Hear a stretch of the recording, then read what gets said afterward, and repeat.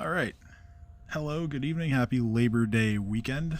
Hopefully, everyone's having a nice time celebrating the unofficial end of summer. As far as we're concerned, we have some business to take care of tonight. So let's talk about what happened last time. So, you guys carefully made your way into this massive chamber where you still are currently.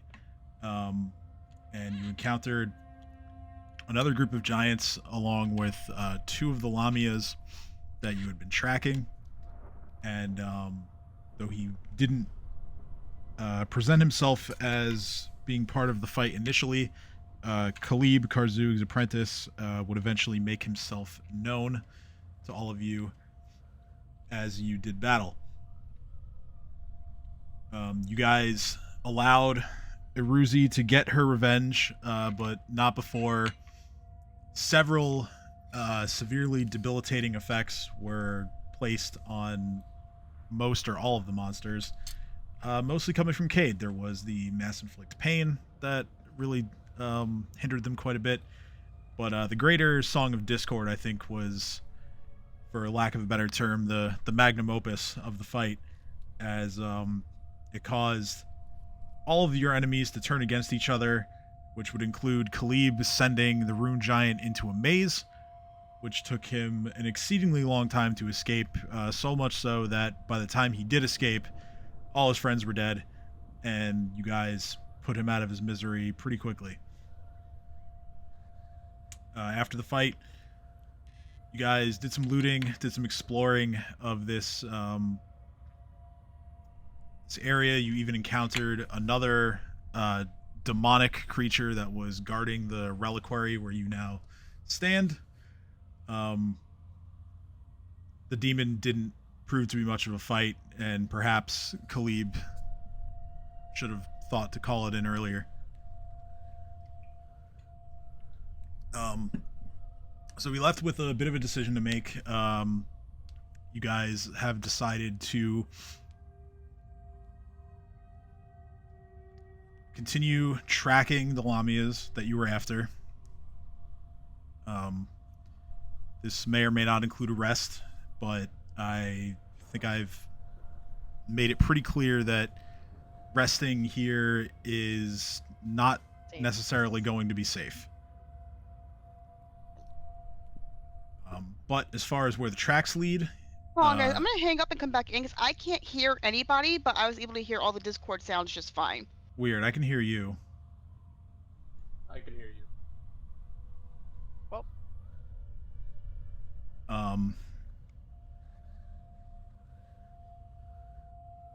But yeah, so as far as the tracks go, two more sets of tracks that you found lead into this set of double doors here. These doors are surrounded by sort of a golden aura of magical energy, which you guys determined that it is coming from some kind of evocation magic. You don't know exactly what it is. You don't know all of its properties. Nobody was able to make the DC on the Arcana check. But after some of you have inspected it a bit closer, you're more than welcome to try again, if you like. Yeah, I would like to. Guidance. Everybody can make the check as long as there are ranks in it. It's so same thing as last time, or Yep. Hello? Hello.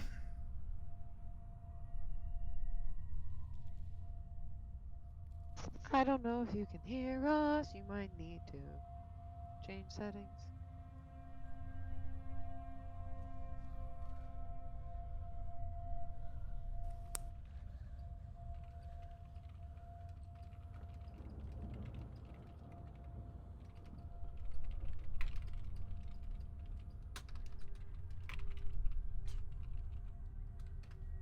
So quick sidebar of a story. I'm helping, I've been helping out, getting all this like stuff ready to go when Mortal Kombat 1 releases for the site that I'm working for. And The guy is like. There we go. Hi. Hi. The guy who's like Hello. coding or like analyzer for our like platform that we're building. He needed like a couple more of like the things that pop up in the game, you know, where it's like punish, counter, like that stuff.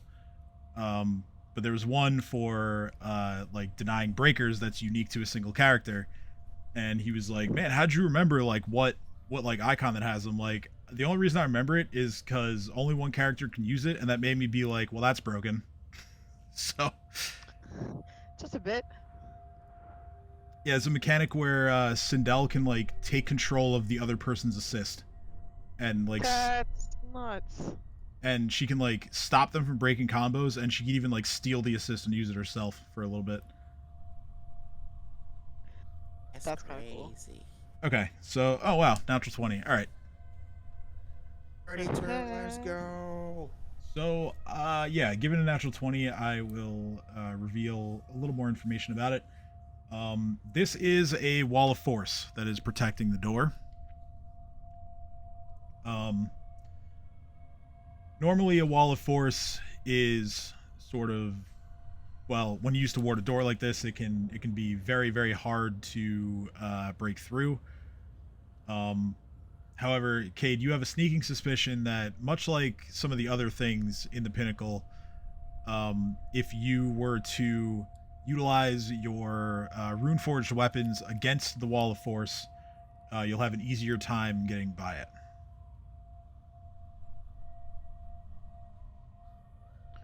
So I'm gonna tell everyone exactly that and try that exact thing using my rune-forged weapons. So I just tell everyone to try it once, just like boop, with their weapons, like bop it. Is that what I Could construed do from that. What I thought we agreed last time that we're gonna go somewhere else to kill the other lamia first. Kate just like smacks Dino's arm. I was like, I know. I got excited. I was just clarifying if that's what did. I got ahead of myself. And yes, there was. I remember now. There was an agreement to go back through the throne room. But still, either way, Cade gains that information. So Cade's gonna look at Dino and just go, yeah, but I was just clarifying if that's a good plan, and then starts walking away in the directions that Dino originally wanted to go. And then looks at Dino and goes, come on, keep up. Hey Bob, I'm faster than you are. Fuck you, mate. That's his I am the boy. reason you move at 30 foot speed. Cade just kind of looks up and goes, yes. I am pack rat no longer. All right, so we're going with the original plan then, back to the Yeah. throne room. Okay, so I'll Lamias must die. Cade's curiosity got the best of them, and they got distracted on the way back. But yes.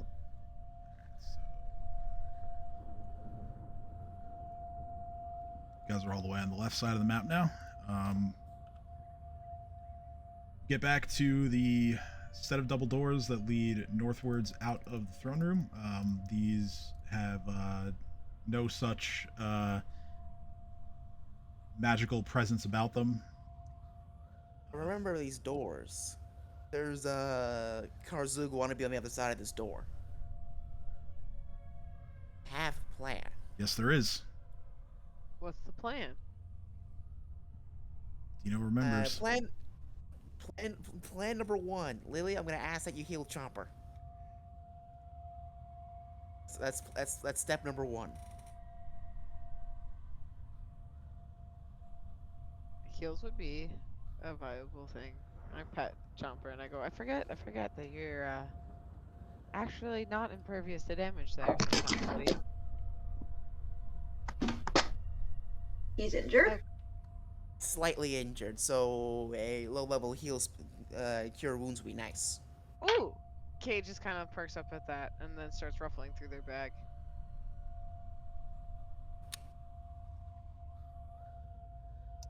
I just questioned Cade what she's doing. What's going on? Before Lilly can answer or do anything, I just started bonking Chomper in the head with a wand of Cure Light Wounds. Hey, that's my job. You've been replaced. How many? I won, you, one but over I'm less. saving you for the big fights. How many charges? I bonked him 3 times because I had no idea what the request was for, but I got excited and getting ahead of everyone else, so I just immediately went wop wop wop wop wop wop. All right, so So- we'll do 3 charges then. 3d8 plus 3. So I went from 33 charges to 30, 3d8 plus 3. I appreciate the help, but you're stealing my job. All right, 7 points of healing. Oh no, 10. Sorry. All right, close enough. Beautiful. All right, plan number 2, or step 2, is that I think that because he's not right behind this door. He's like a couple feet away. Okay. So I think we should get Electro Boy to bust down the door because he has the most range. And then Ursula and Oh. Cat fire the absolute shit out of the Karzoug wannabe. Foolproof. You'll never see it coming. Kay just kind of looks around at everyone else and goes, "That seems like actually a pretty decent plan." Anyone else? Pat's just gonna go, well, this sounds like a good plan, which has me worried that he does in fact know we're coming. I don't think we have luck that good. Well, that's why we burst through the door and don't give him a chance to react. Fair enough. Yes. Alright, let's go! Alright, so Electro Boy just needs to be barely out of the reach of the doors to give Cat and Ursula as much room as possible. We need no excuses. We need to murder this clone. Valid. All right, so you guys position yourselves however you like. I'm gonna give Ursula guidance, make it a little bit easier. Okay. So, ping where you want us to go. Do you know? Literally just Cat right there, Ursula right there, and refresh my memory. Kate, is your dominant weapon a ranged one or not? No, it is a The hammer. Clunk. Yeah.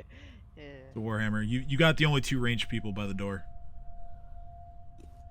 Everyone else can be like get ready to bomb rush him if necessary. I Don't mean, you I be can right use here? spells, but I can hit him from range with spells from this angle. I'm not sure if that's gonna work yet, because all we've done so far is just use the dominant weapons to phase him out of existence. Okay. I'm just saying I can try.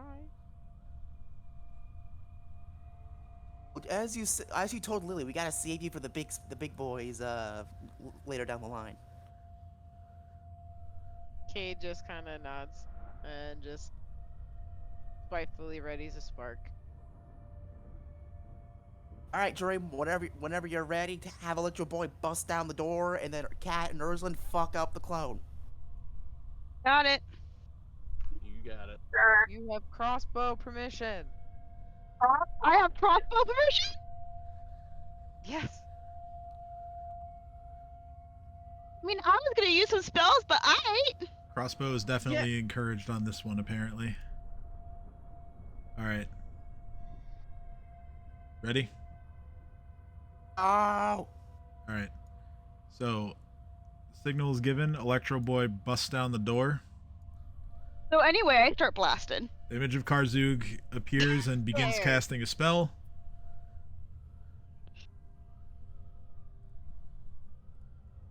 Those of you who are firing upon him can make your attacks. Stare and then shadow trap. Bam. Okay. I'm involved. My bio will eventually load, so I can actually like roll things. Not that it matters since this is an image, but it's 35 on the save. I didn't use anything big. How many times do I roll? That's sufficient. Let's see here. I don't think it takes much to get rid of the image. I just want to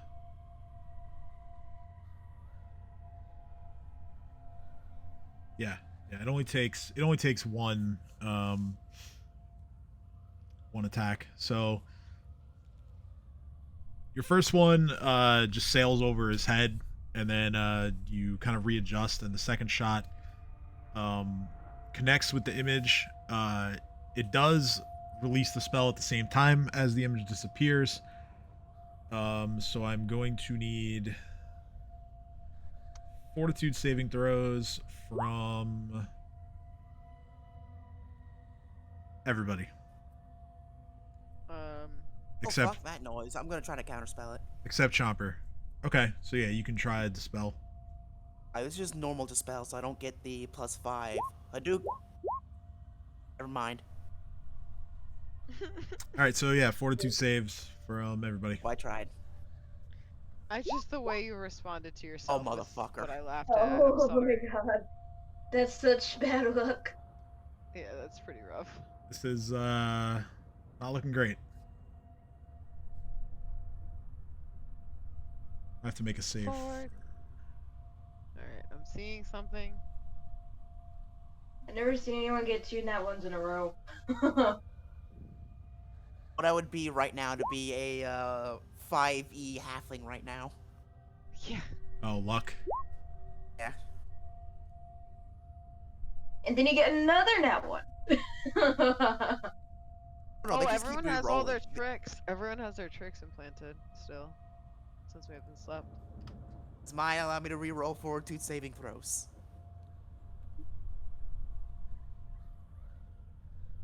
I Wait, will what? roll for the people who have not rolled yet.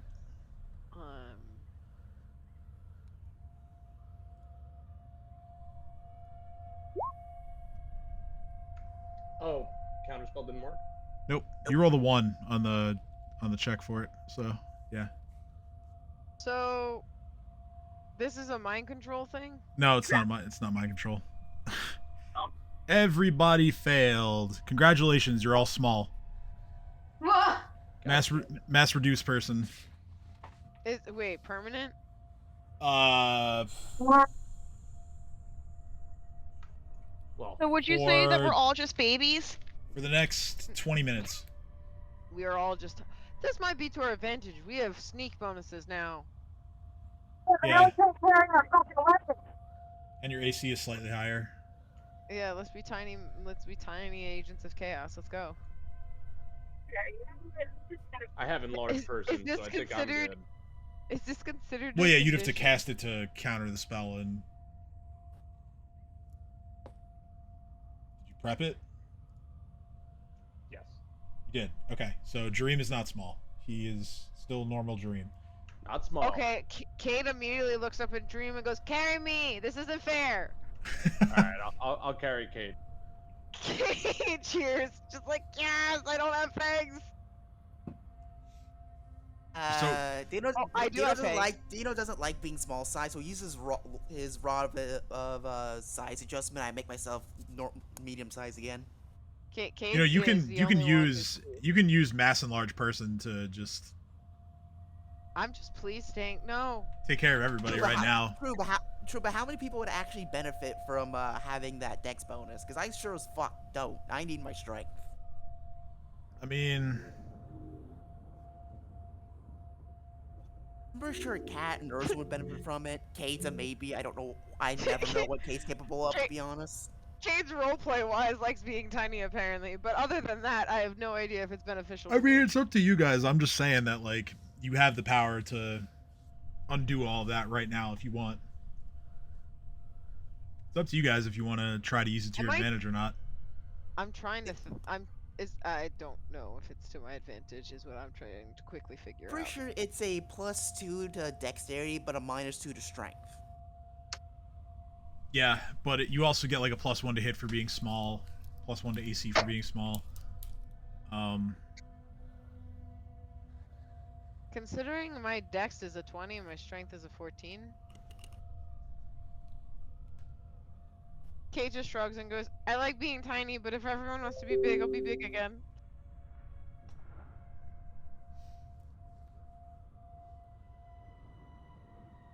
I'm saying, like, no one else is speaking up about how bad it is for them. And hell, even I don't have to use my rod. I could just wild shape and boom, I'm huge size. Yeah, I mean, if no one really cares, you can just go on. Tiny Yeah, you can just be small for a little bit. It's fine.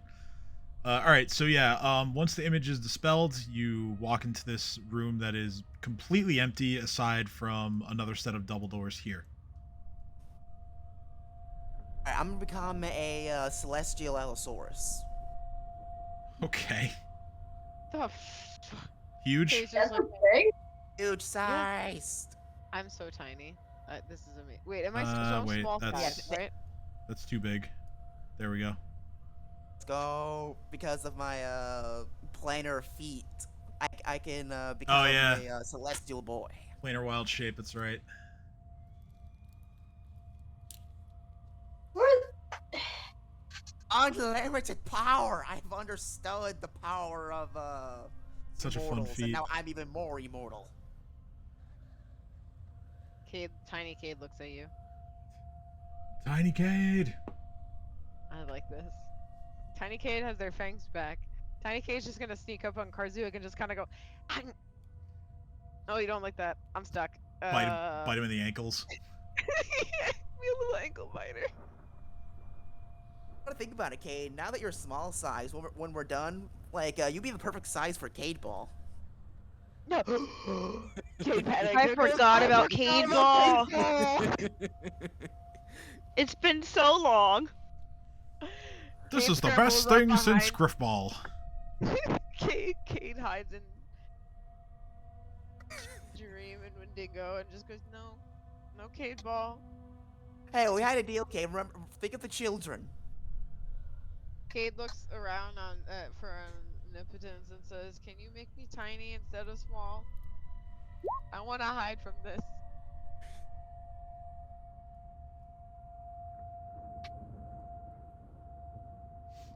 Cade attempts to trigger the doorway again.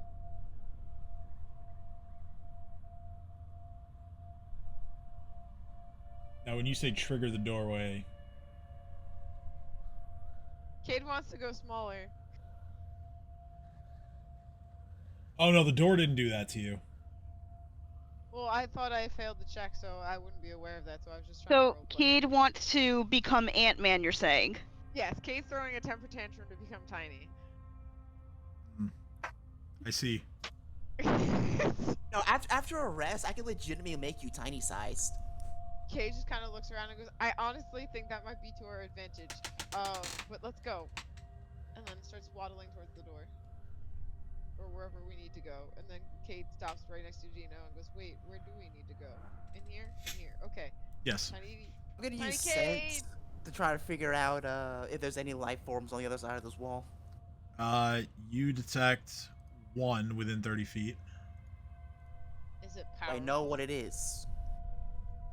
Do I Uh, detect magic? It smells familiar. I make a perception roll to see if I know what it is, or survival to know what that smell is. Is it That'd magic? probably be survival, yeah. Guidance.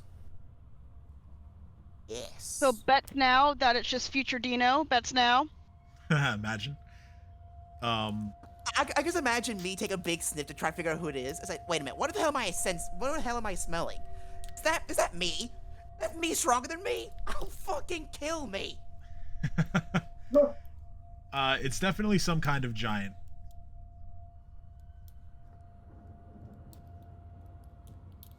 Which, Hey, there's a giant on the other side of those doors. We Yeah. gotta kill it. which It for doesn't even matter what for all you kind of- know, could be the same size as you, given how big you are now.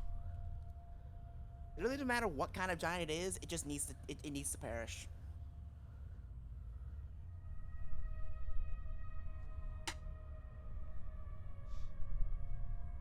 Prideful. All right, so what about the rest of you? You'll fall in, and Viorian's gonna. I'm doing detect magic. Okay. I was gonna move right. Pat will there. cautiously follow. I'll follow.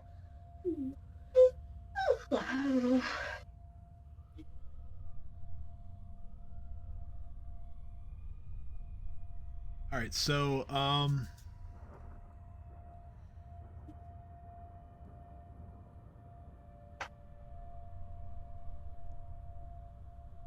Cade, what are you? I know you said detect magic. Like on the door, or Well, it's a cone shape in front of me for 60 feet. So through the door, 60 Right, feet. right, but Shape. I trying to detect magic in general in that vicinity. As Yeah, it yeah. states. I got you. It depends on how many rounds you let me do, because if it's only one round, whether or not there's any magic, if there's more, then where it's exactly coming from. Yeah, well, I mean, Are you asking me like if I'm like concentrating into a specific thing? Like if it's aura or you know, I was just asking like what you were using it on, but I mean, oh well, because Dino said he sensed something or a living being on the other side of the door. So right. Okay, so are they magical? Do they have any? Do they seem to be a strong magical presence as well, or is so it just some? yeah, you detect some magic on the other side of the door.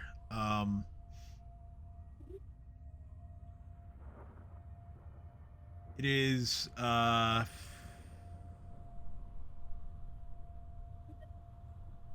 enchantment magic.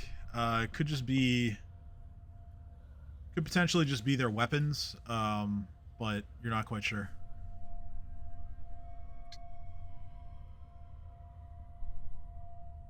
Oh, okay then. So Kate just kind of looks up at Dino and goes, maybe a little bit magical. I'm not sure. Are we just going through?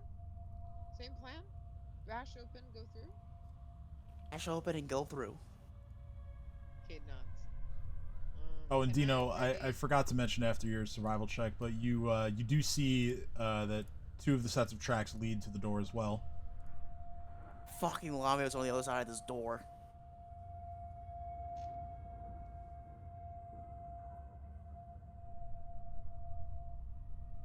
Okay, then before we go, can I take that punching dagger I have and imbue it with a note of blasting so I can literally heat it at the closest thing, enemy?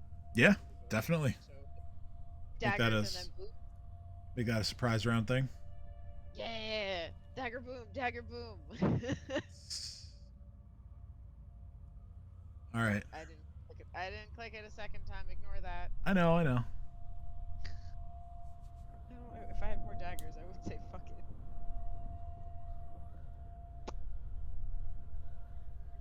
All right, so I've been in small mode. who's opening the door? Or I will. Okay, so Cade, you and Viorium will help. Kicks the door open in tiny cave form and then just immediately heats the dagger at the closest lamia. All right, well, Or enemy. I'm assuming they're lamias because that's what we were chasing. yeah, you here, I'll move you to so you can see. So yeah, you you open It's not a lamia. no, you open the door and you're staring up at another storm giant. You chuck the dagger at him, forcing him to make a will save.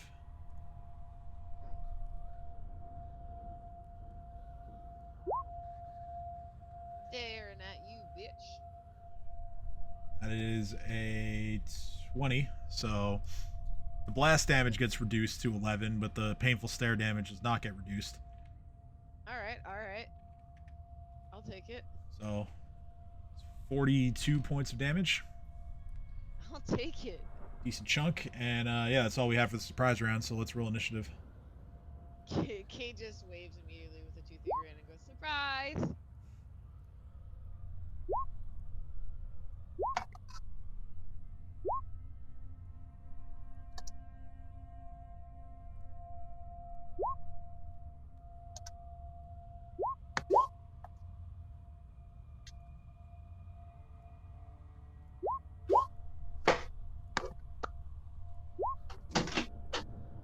What are you saying about me?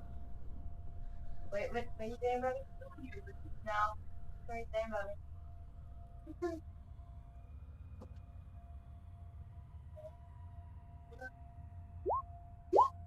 Nice, that 20. Are we still Okay. tiny? Everyone except Dream. And Okay. No, I rolled. No. She was asking if everybody's still tiny. Oh. Not when you're talking about. All right, so ties here. On surely more dexterous than a fucking. Oh wait, I need to add my certain bonuses because of wild shape and shit. Yep, you are. You do have more dex than that giant, So and Cat does as well, and so does Kate. So you guys win all the tiebreakers, and there's 3 of you going before any of the monsters go. So Jareem is up first. Did we rest? No, Fuck. you guys elected to press on because resting could prove dangerous in here unless you clear the whole place out. Which you are close to clearing the whole place out. Okay.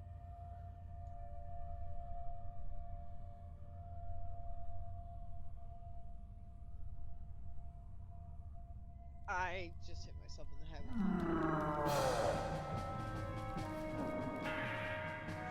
We did it.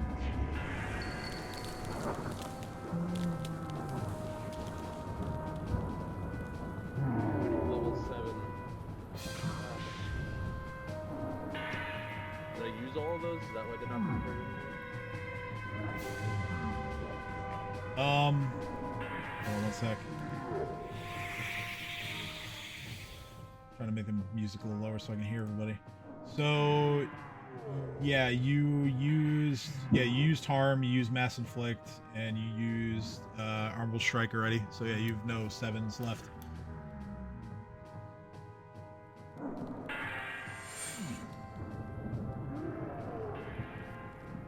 I see a flesh to stone prepared though. That's something. See, that's true. What are we fighting again? What is it? Giants and lamias, yeah. Okay.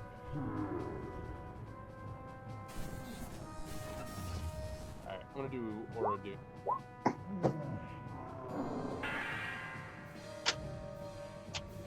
Alright, so, well, important thing, are you moving yourself and your boys first? Oh yeah, it should. Yeah. I'll move him near down to me. Because that's centered on you, so. Oh, oh, it's not like a AoE. Yeah. So yeah, I guess I'm moving next to him.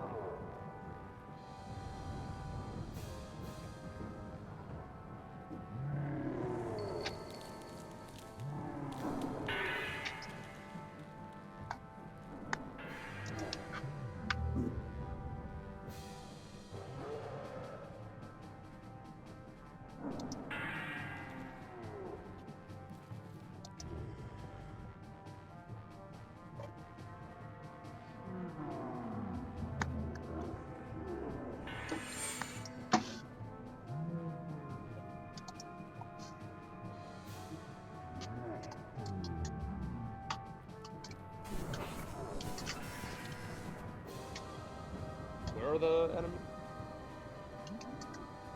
Well, you're down here and they're up here.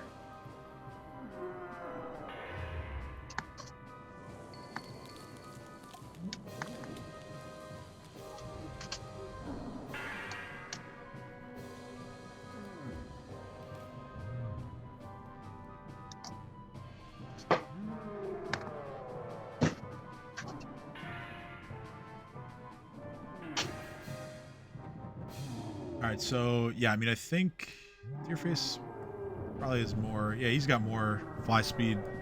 Alright, let's go closer. You want to go, like, all the way in the room, even. Okay, let's go faster. Because, again, your aura is going to affect your friends if they step into it, No, so. it's non-ally. Oh, you're right, my bad. Alright, so, immediately that means that this Storm Giant has to make a will save. Yeah, bitch. And he's under the penalty of Cade's Stare. And that's a natural 1, so he is shaken. Fuck you. So he's shaken, not stirred? Not stirred. Not yet, at least. Uh, be fucking stirred in a minute. He's about to go into the fucking Electro Boy Wendigo blender. He has now entered the Thunderdome. Yeah. Yes, he has. Alright, so bite attacks for each of those 2, and then whatever you want to do. Oh, you bring Khalib with you in here, or Oh yeah. leaving him to not get destroyed? Oh, maybe I should leave him. He's not really worth too much. No, he's Human spellcasters do not make for good undead thralls. No.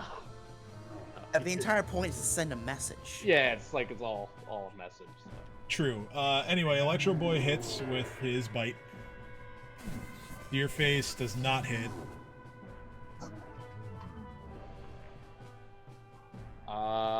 Yeah, I think that'll do. Alright. Ursulin's turn.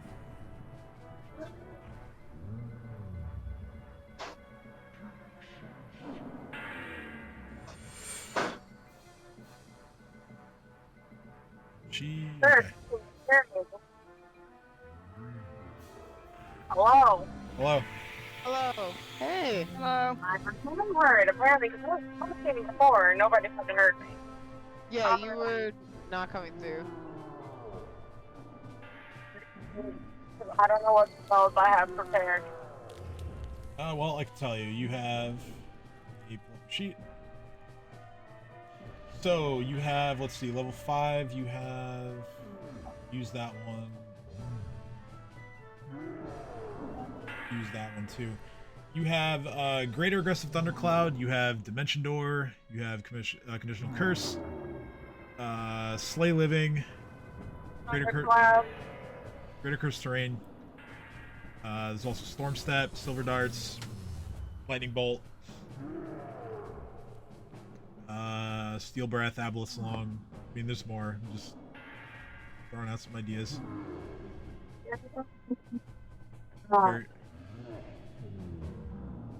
Fairy Fighter, Fire, Shadow Trap.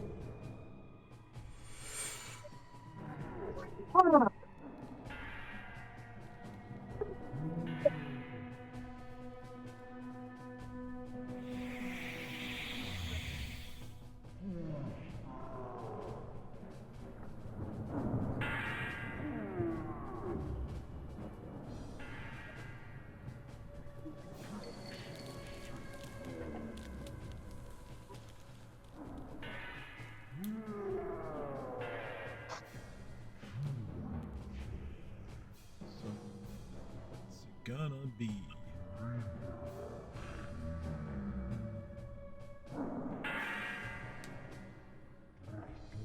If you said we were... Oh, she disconnected. oh damn all right, well, we could have her hold her turn and then When she reconnects. yeah, I'll give her all her actions. I know Lilly wanted to do spiritual weapons, so that will get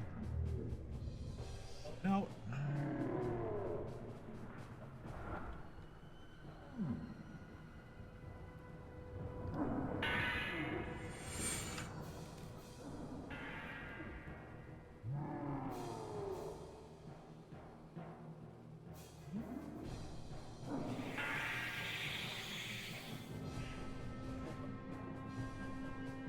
Right on top of the guy.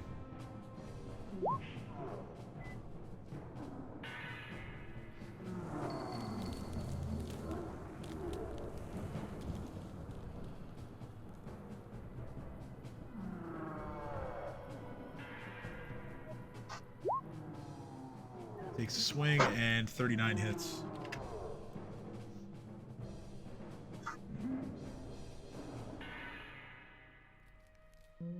Alright, next it is the two lamias. One is going to move about there.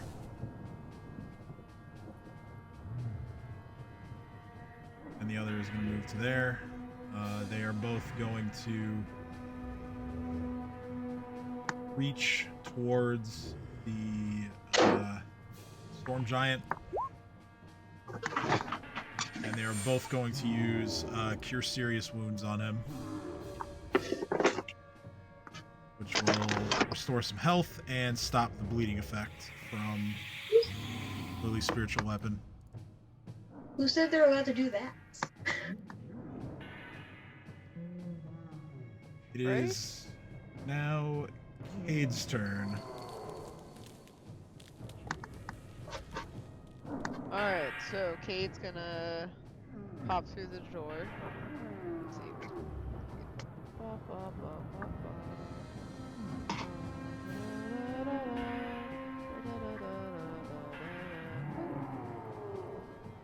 And now that I am not in line with my friends,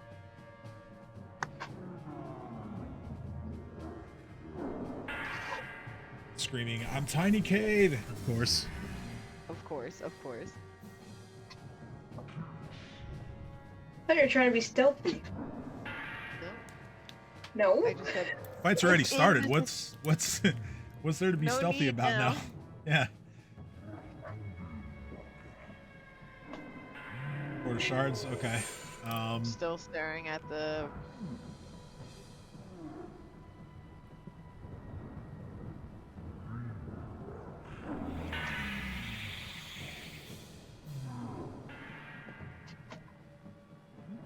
I love it. There's like cone shapes a now that you can clone draw. now. That's amazing. So I forgoed giving the guy an opportunity to attack on me for getting the other lamia. Sorry, what? I forgo like when I moved, instead of going like here, because I would have gotten him an opportunity to attack on me, I went over here. Unless here would still be safe. Okay, so yeah, you don't provoke for moving into a threat range. It's only when you move out. No, but I'm going to move away, so with that in mind, knowing that within a turn or two I'm going to be backing away, that might not be... Right. Well, I was what I was getting to was that you're casting while inside of a threat range, so you can either cast defensively and roll concentration, or you He can reach me from where I'm at. Yeah, he's a 15-foot reach, so he can definitely reach you. So yeah, you can roll concentration to try to cast defensively, or you can just risk eating an opportunity attack. That's good enough. It's only a level 1 spell, so not too difficult to get. All right, so Level 1 spell that can do fucking ridiculous damage with painful stare. reflex saves. The storm giant rolls a 20. No, just a 20. Dirty 20. Damn. The lamia rolls 17, so she makes it as well. So no Tiny damage. Cade is sad, and Tiny Cade ends their turn. Okay. Okay, Lee's still not back yet. If we make it to like the end of the round, I'll just move her and shoot. Okay, Rune Giant's turn. Rune Giant will... What will he do?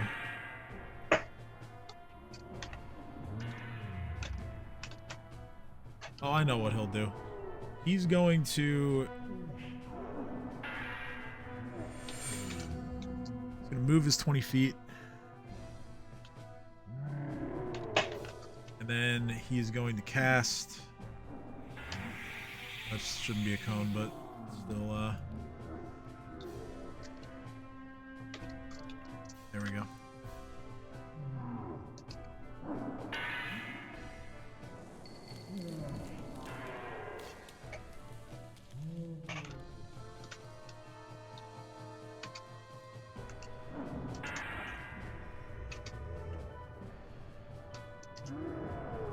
Alright, he is going to cast a spell on Cade. I need a will saving throw.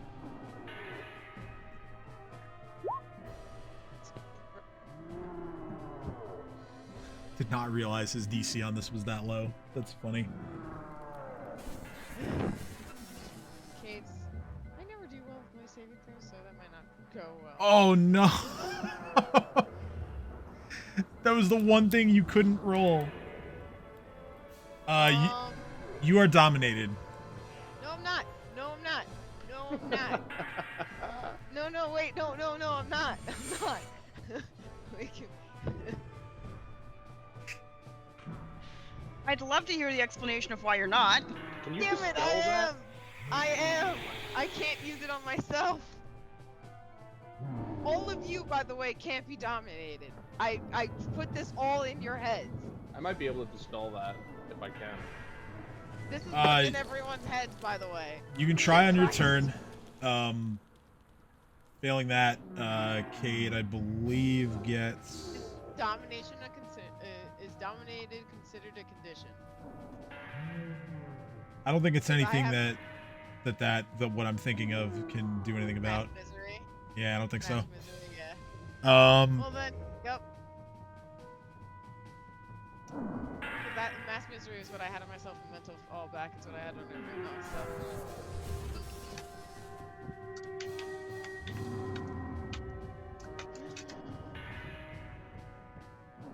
So yeah, basically, if a dispel can, if a dispel doesn't work, then if Cade is told to perform something that is against their normal actions, then they get a new save.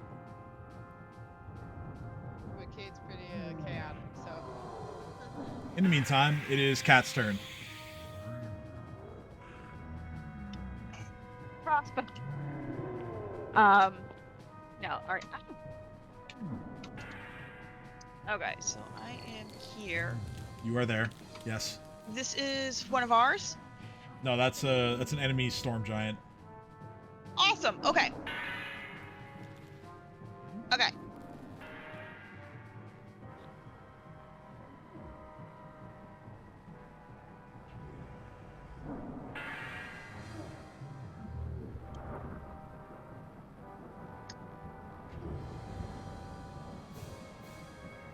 I think I can do that. Alright. I am going to use spontaneous immolation on this guy. Okay. Sounds good.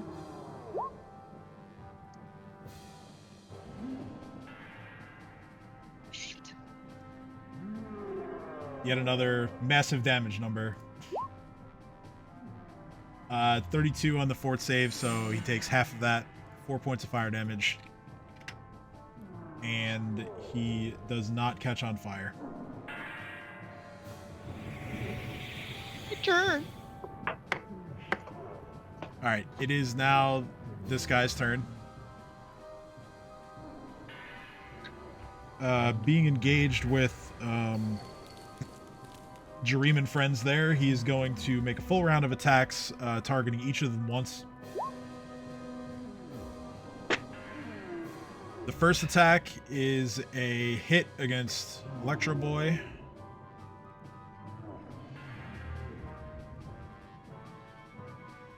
There we go.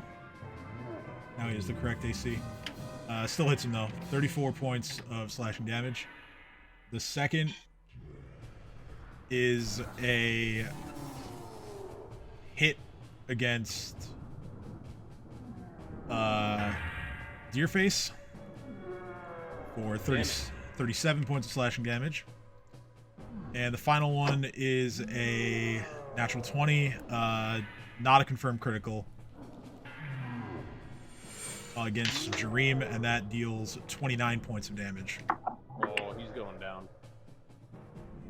It's now Dino's turn.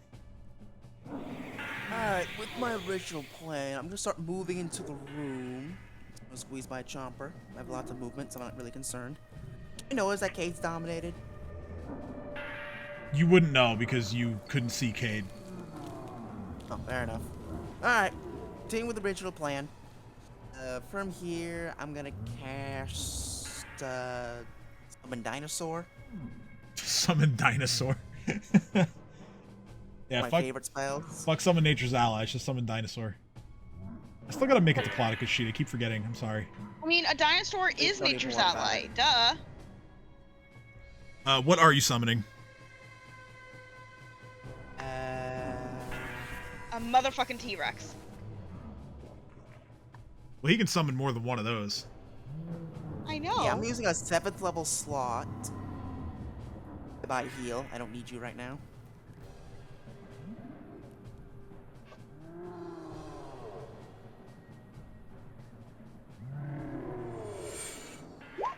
Three of them. Okay. So they're huge size. So we're gonna go boom. Bam. Ow. Motherfucker is not allowed to get any close to us, alright? Fuck him and everything he stands for. Alright. I approve. Alright, and then we'll continue. Just do what I want to do. I'm gonna move right there. I'm just gonna take his 5-foot step before I forget. Albert's gonna get his full round of attacks on this giant right here. That's his hat stupid, to be honest. Kind of cringe. Yeah.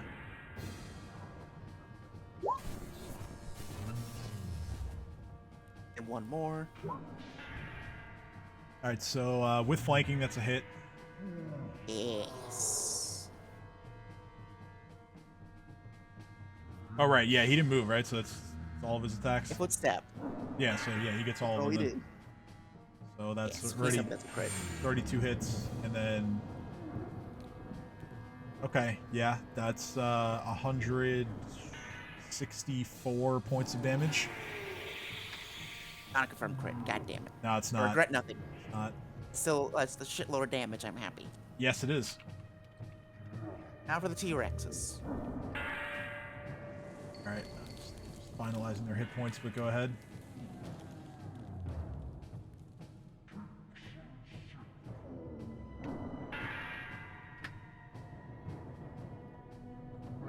So we're gonna go... All three of them are gonna attack the big guy, because why not?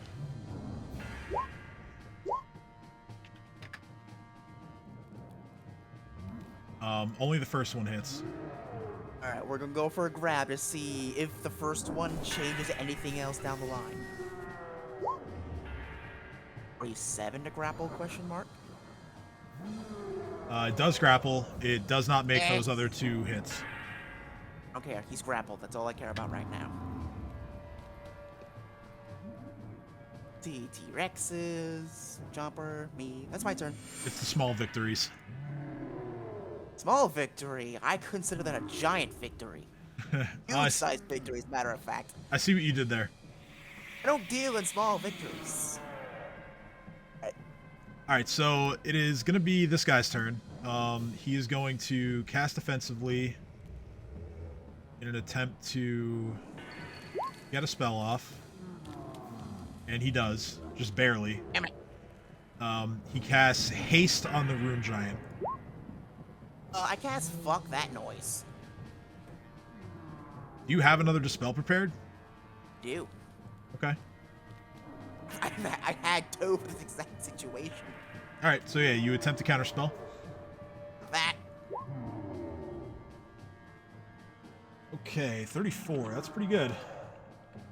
Let's see here.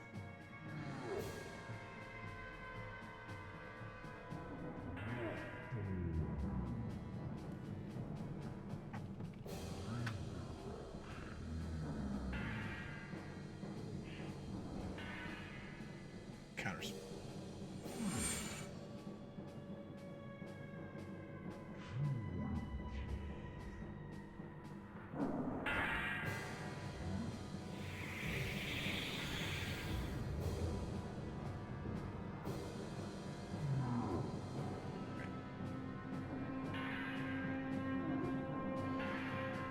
So 34.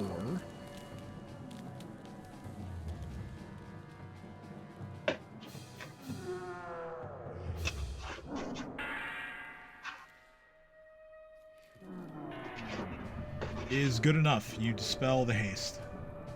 Ah.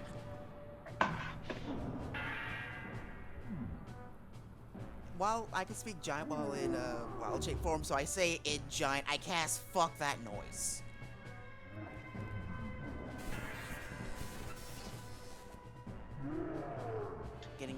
Getting that shut off. I'm around.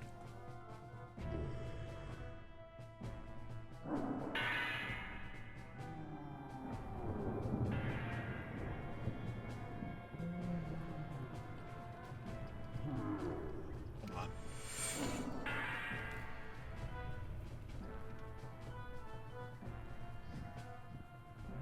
Be right back.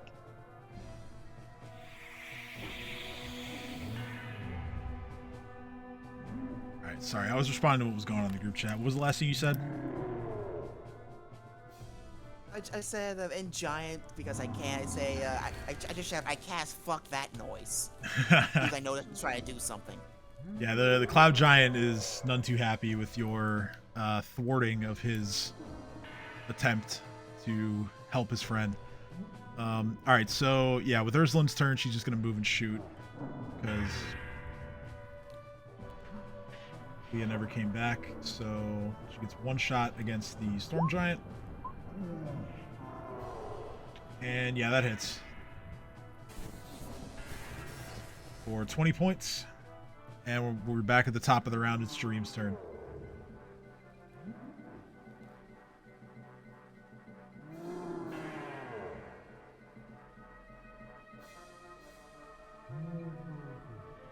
Alright,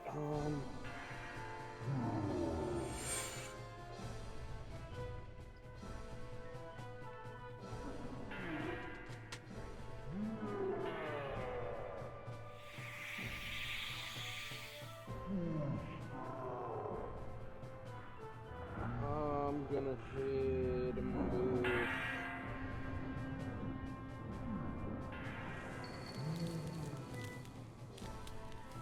Inflict critical wounds. Alright, so you reach out and touch me. Reach out and touch the Storm Giant with your Inflict Critical Wound spell. He rolls a 21 on the save, but it doesn't matter. That's enough damage. Actually, no, he would have failed to save. It's 19. So yeah, he just crumples to the ground in a heap as you have killed the Storm Giant.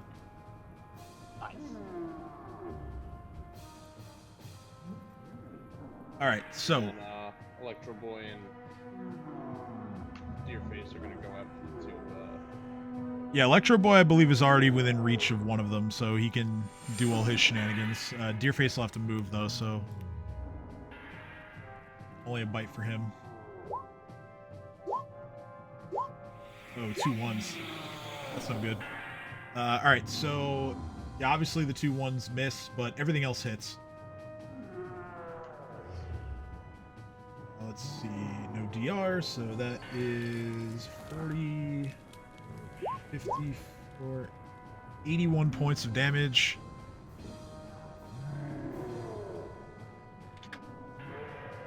Like I said, Deerface has to move, so where is he moving to? Alright, he's taking you with him? yeah. Alright, so you and Babu go flying over. Deerface... Which one is he attacking? I burnt myself, so I'm sorry about that. Electro guys. Boy did the damage to this one. Okay, so we'll go to the other one. All right, so yeah, the bite lands for 18 points of damage. Oh, and I got to make saves for these two now because they're within your aura. 39 and 32, so they're unaffected. Well, shit. Oh, do I do the rends for Deerface? No, because he only got a bite because he had to move a longer Oh. distance.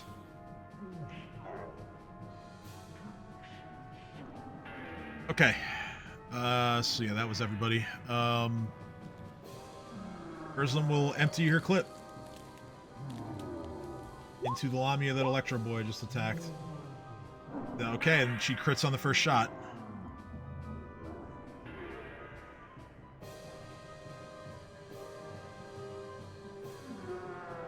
She actually just murders the lamia completely with a total of 178 points of damage.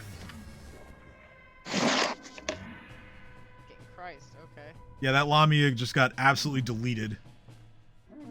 That worked in our favor then. I guess so. Alright, Lily's turn. Can I tell if Kate is dominated or not? Was I able to see that? What? Was I able to see if Kate was dominated or not? I don't even... Where are you on the map? I don't... Over here. Oh, then no. No. Definitely not. Damn it. I also I'm gonna- forgot to put... forgot to put the NPCs in the initiative order. So let me fix that. But yeah, go ahead. Take your turn. I'm gonna move up.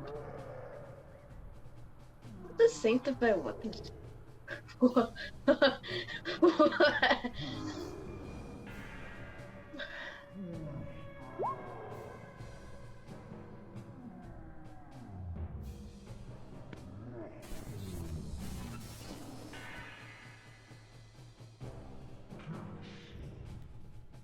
All right, what are you trying to do? I was wondering what sanctify weapon does, because I don't remember using that spell ever. I mean, you could just read the spell. There's the descriptions there, I'm sure. Yeah, I still don't understand. Sanctify weapons. So... okay, so you use this against, like, devils and demons, basically. Oh. You can, basically give a weapon, basically an enchantment that will, allow it to bypass the damage resistance of those creatures. Ooh. Okay.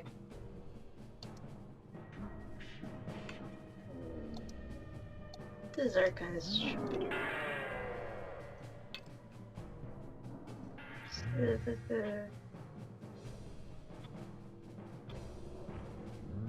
So, well,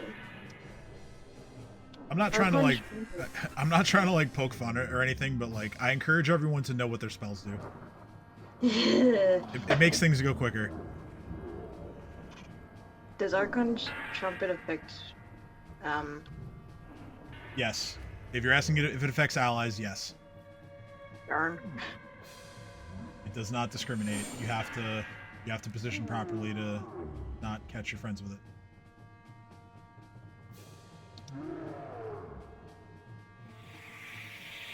How do we do this? Okay, jolting portent. So, well, yeah. The problem right now is that you. Okay, you do have line of sight to the cloud giant, so you could use it on that one potentially. Yep, I'll do that. You're within range, so you can. So we'll do that. Do that. So jolting portent on the cloud giant.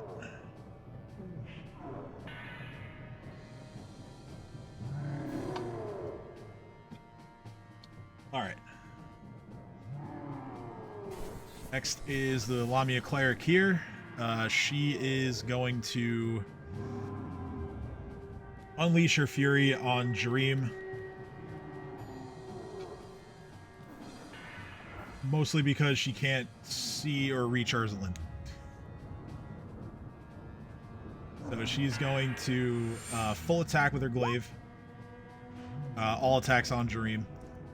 We have a 27, which hits, 37, which hits, 16 misses, and then a natural 20 that is not confirmed.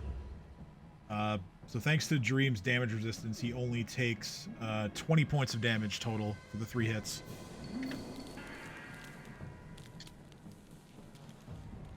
Now it's Cade's turn, which means it's the Rune Giant's turn. Uh-oh. The Rune Giant is going to command Cade to stare at Dino and bonk him with their hammer. Which obviously that's against Cade's nature, so you get a new saving throw.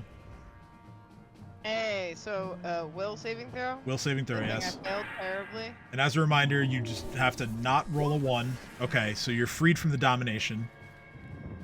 But that's my turn, right? That is your turn, yes, but you're free from the domination. Just Dino had a tiny little cage just sneaking up behind him with a hammer, just being like, hee hee hee. Oh wait, what? And that's the end of my turn. It is now the Rune Giant's turn. His actual turn.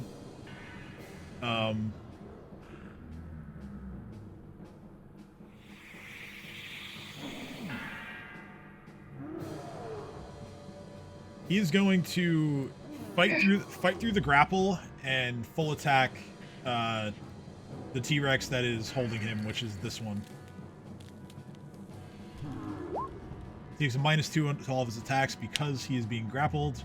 Does not matter. He hits with all 3 of them, dealing 141 points of damage.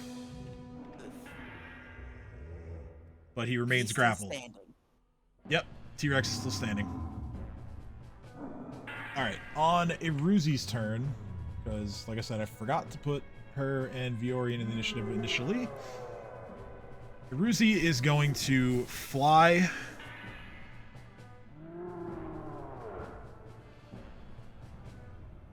and she can get all the way up to the Cloud Giant. And she's going to try and hack him down with a swing of her greatsword. And 43 definitely hits for 25 points of slashing. And it's now Cat's turn.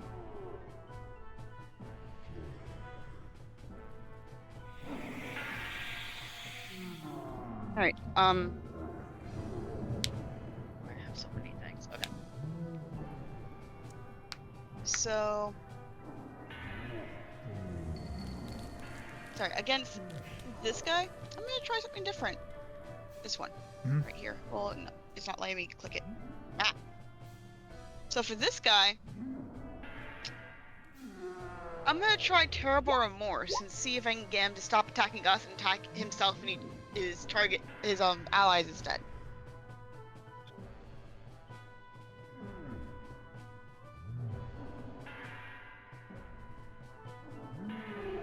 Okay.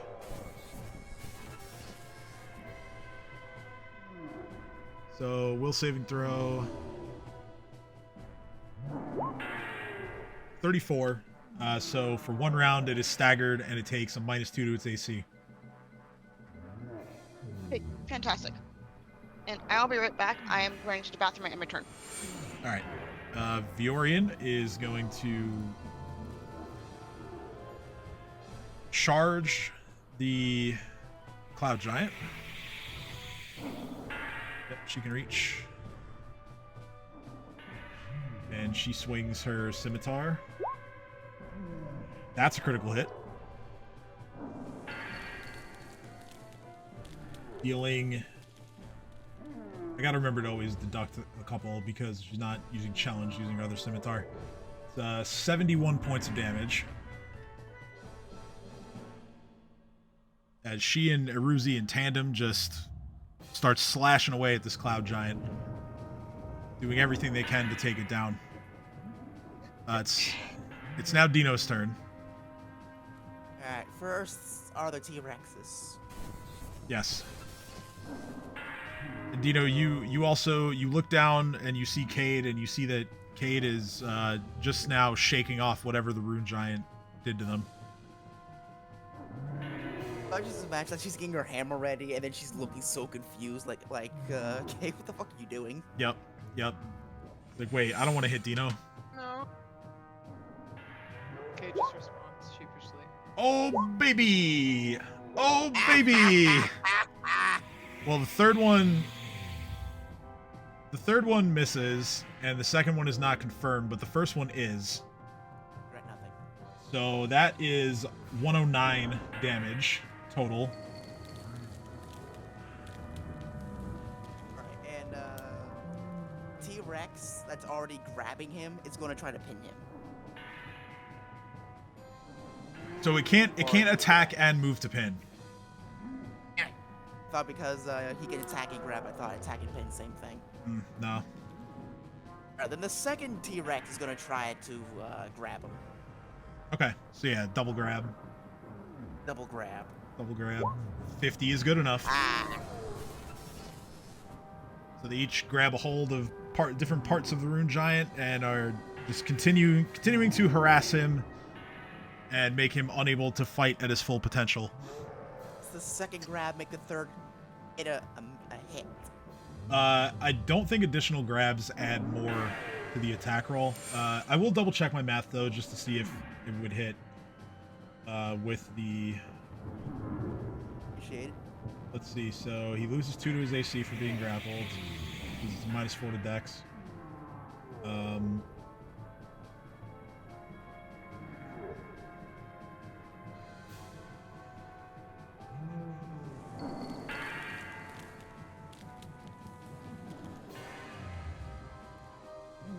No, still not a hit. I regret nothing. Yeah, I mean, still a Charge. good turn. Just for the T-Rexes, of course. Chomper charges. Running underneath Electro Boy. More space right there. They get that sweet flank. Chomper's gonna get a huge grab. Chomp. Against the Lamia, I presume? Yeah. Okay. 38 hits for 50, Are we gonna grab that hoe? 57 points of damage. Yep. 43. I'm almost positive it's good enough. Yep. She's grappled. I get my bite into claw attacks. You sure do. Okay, 30, yep. So, bite hits.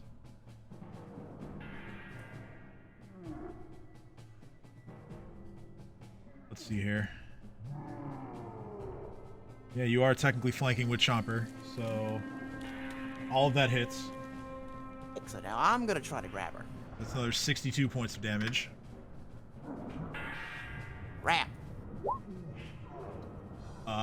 34 is not enough. Damn it. Regret nothing.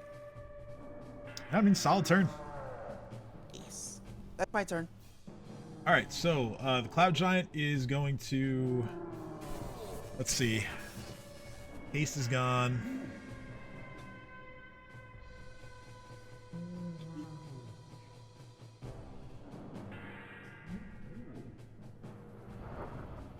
Okay, so the Cloud Giant is going to reach out and touch again. Reach out and touch me.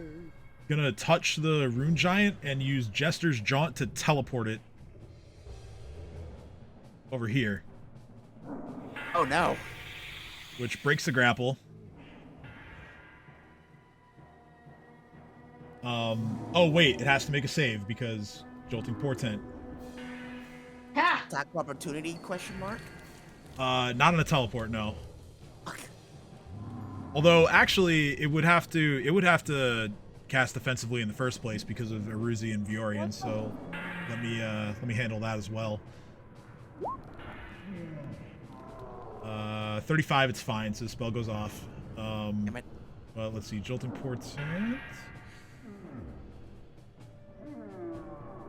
Must succeed at a fort save.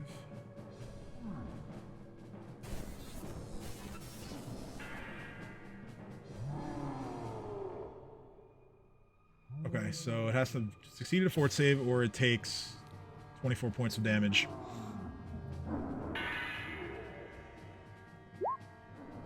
Fort save 34, so it saves, it does not take any damage, and the teleport is successful. It is now Jareem's turn.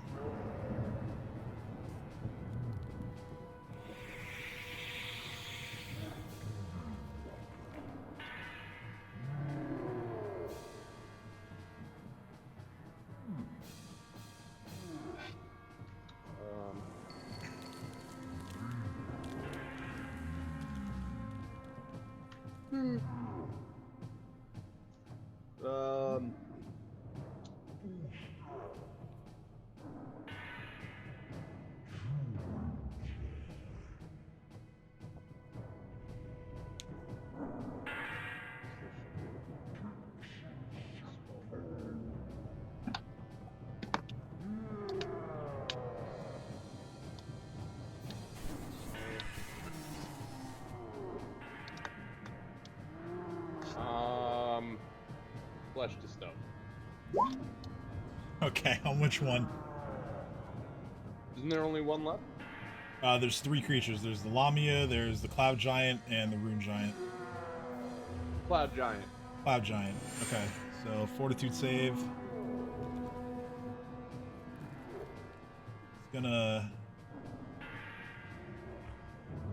take a real bungle for this to, yeah, 29, so it makes it. Damn it. I like the idea, though. I love the idea. Alright. my demons after him then. Alright, so yeah, Electro Boy and Deerface both converge on the Cloud Giant. The bite for each. They move. Yeah, they move more than 5 feet, so. Fuck. Alright.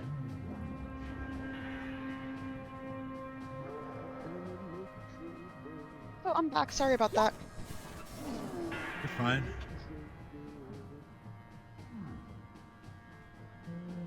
Alright, so yeah, Deerface, they both hit. So it's 45 points of damage total. Sure hope so. Yeah, this Cloud Giant is not looking good. He will probably be going down shortly. Alright, so that is all of your actions. Ursulin's just going to reload. It's now Lily's turn.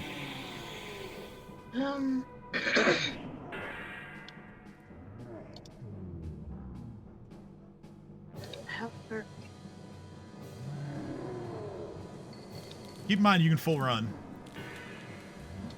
I know. I also should have moved your spiritual weapon last turn. I didn't, so your spiritual weapon can full attack this turn. Okay. I went to cast restricting coils. Okay. On the big guy? Yeah. Okay.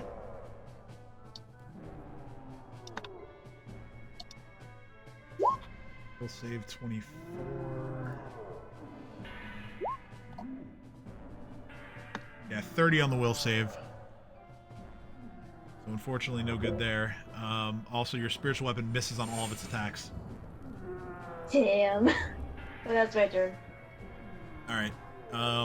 Lamia's turn. She is gonna do her best to try to take something down with her, as she doesn't see much of a way out of here. So she is going to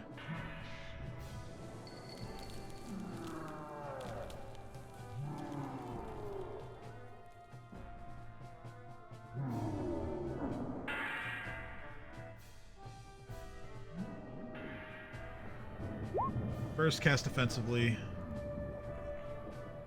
and she's successful.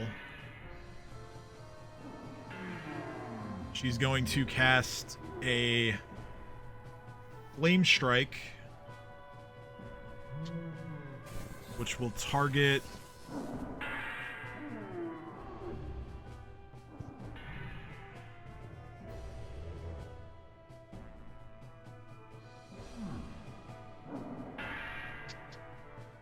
she doesn't want to hit herself, of course, but alright, so yeah, Dino Chomper, Cade.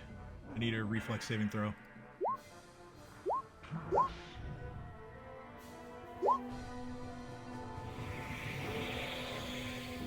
Okay, Dino succeeds. Chomper fails. It's half damage anyway. He does, because he has improved evasion. Cade? Did it not go through? There it is. I've rolled it twice now. You're good. Yeah, no, it came through now. 28, you succeed as well. So the three of you take 17 points of fire damage.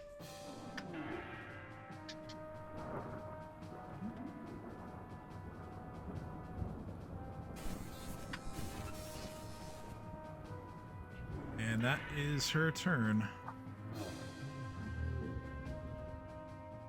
Which means it's Cade's turn.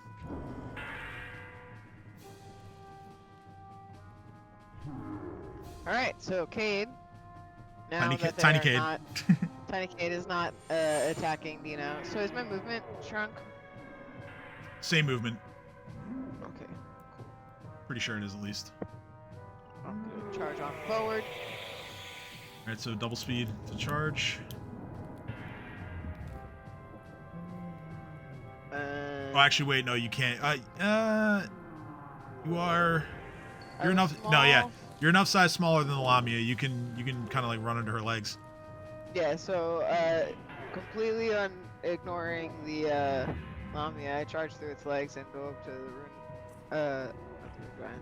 It's a rune giant. It's a rune giant, yeah. Yeah, the I'm rune just gonna giant assume staring. stare. Yeah. Yeah, it's staring at it and then going boop, onto its leg. Okay.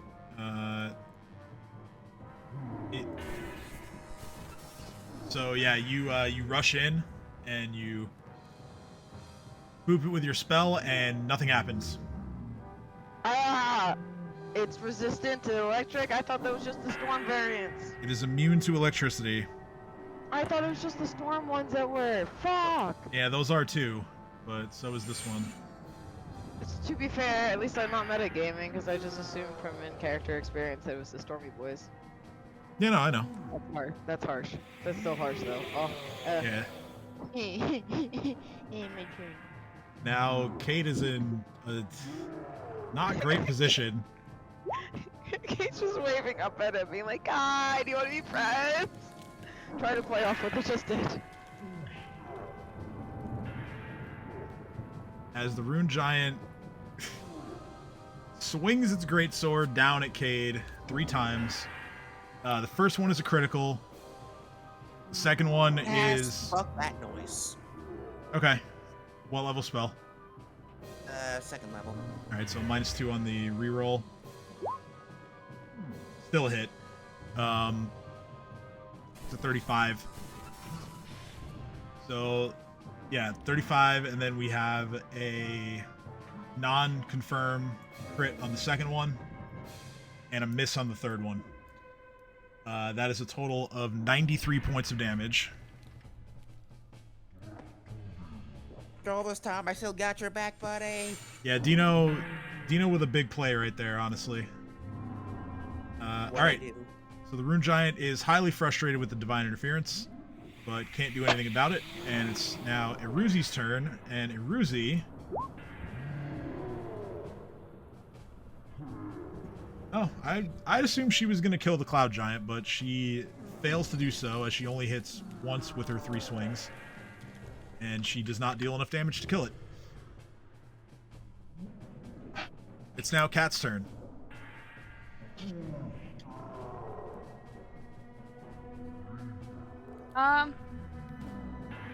I am going to... Oh my god, no! Come back! Sorry. Alright, so I am actually going to try something a little bit different. And I'm going to try Enemy Hammer. And I'm going to take this one and swing him at this one. Okay, so you attempt to use telekinesis to scoop up the Lamia.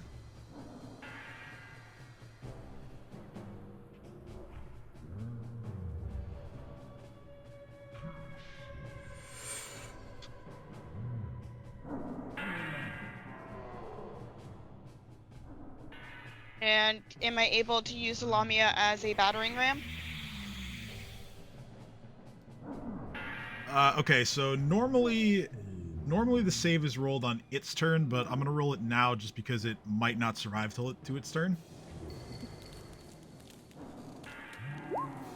It rolls a 32, but that doesn't mean the spell is over. If it should it survive more than one round, it has to save again to prevent being hurled across the room. It just resists it this time. Alright. And I end my turn. Okay, so Viorian is going to take care of business as she slashes at and kills the Cloud Giant with a mighty swing from her scimitar. She is then, since she only took 1 attack, she's going to move her speed and engage the Rune Giant on her next go. It's now Dino's turn. Alright, time to remobilize the T-Rexes. Go there. There. Oh, I actually have to make a save for the Rune Giant because I forgot They're all that going to start biting down on him. Rune Giant is now within Jareem's aura. 23, which I'm almost positive makes it. So, anyway, sorry. Carry on. Alright, 3 attacks. Fuck him. Alright, Yep. teleport away from my dinosaurs. Okay. First one hits, not a critical. Regret nothing. 36 points of piercing damage. Gonna try to grab to make the third attack hit. 44 is, I don't think that's enough, but let me make sure. Come on. Nope, it's not enough.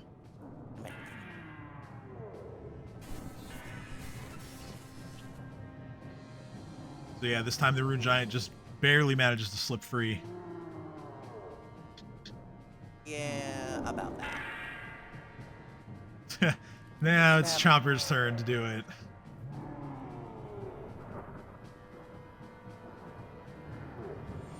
Chomper McChomperson, High Lord of Wrath, coming in hot.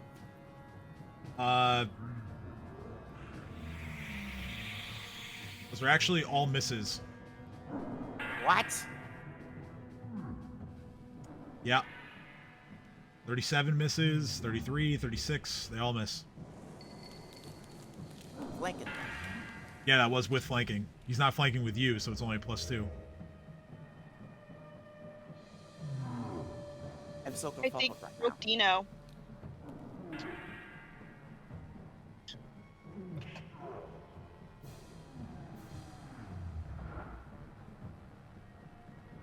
Alright, in frustration, I'm murdering the lamia. That's understandable. Have a nice day. Take her out.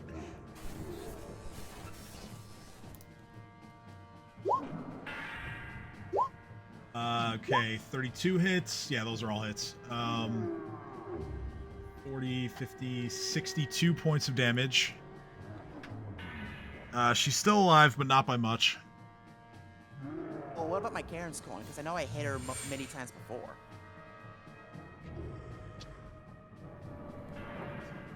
Karen's coin with the smite reference. That's true, yeah, so that deals... I know I'm pretty sure I hit her 3 times. So yeah, it's on consecutive hits, so that is gonna be... I definitely forget about that fucker. I know. It's great. I fucking forget it. Yeah. I'm kind of sad that a lot of those items kind of got forgotten about, but it is what it is. Let's see. Where is it on your sheet?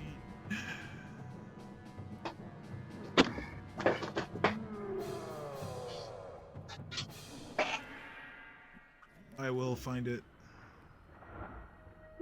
There you go. Coin of momentum. There it is. Alright, so let's see here. So that would have been 1, 2 is 3, 6. Okay, so yeah, you're currently at the maximum bonus right now, which means that there's an extra 15 points of damage that should have been applied that weren't. And yeah, that doesn't change anything. The lamia is still alive, but just clinging to life. Alright, that's my go. Alright, Dream.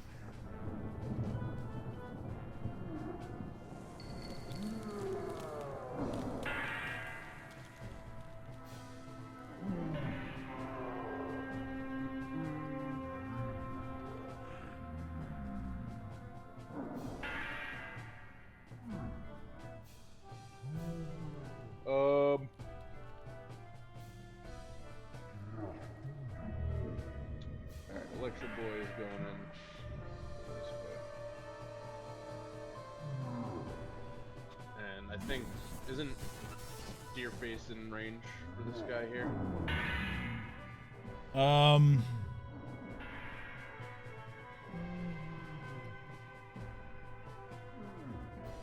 He is now, yeah, 5 foot step, so he can full attack. Nice. Alright.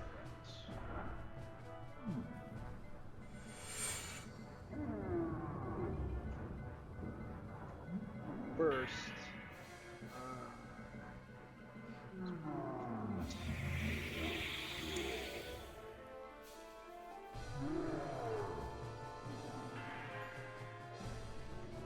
Give him a little bone shaker.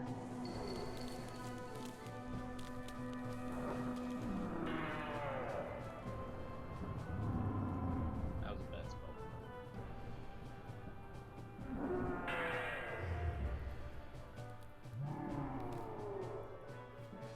So Bone Shaker first. On the big boy, right? Yeah. That's a 30, so half damage, 15 points. But, you know, full attacks from the boys. Alright.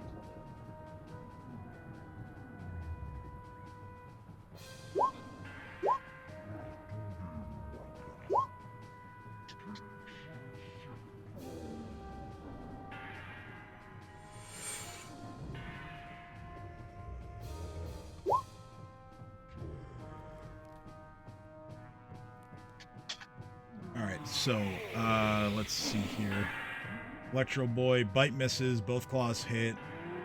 First wing hits, so that's 46 points of damage.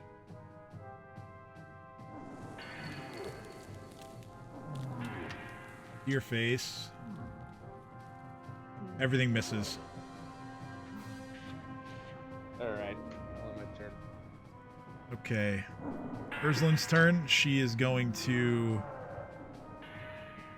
full attack.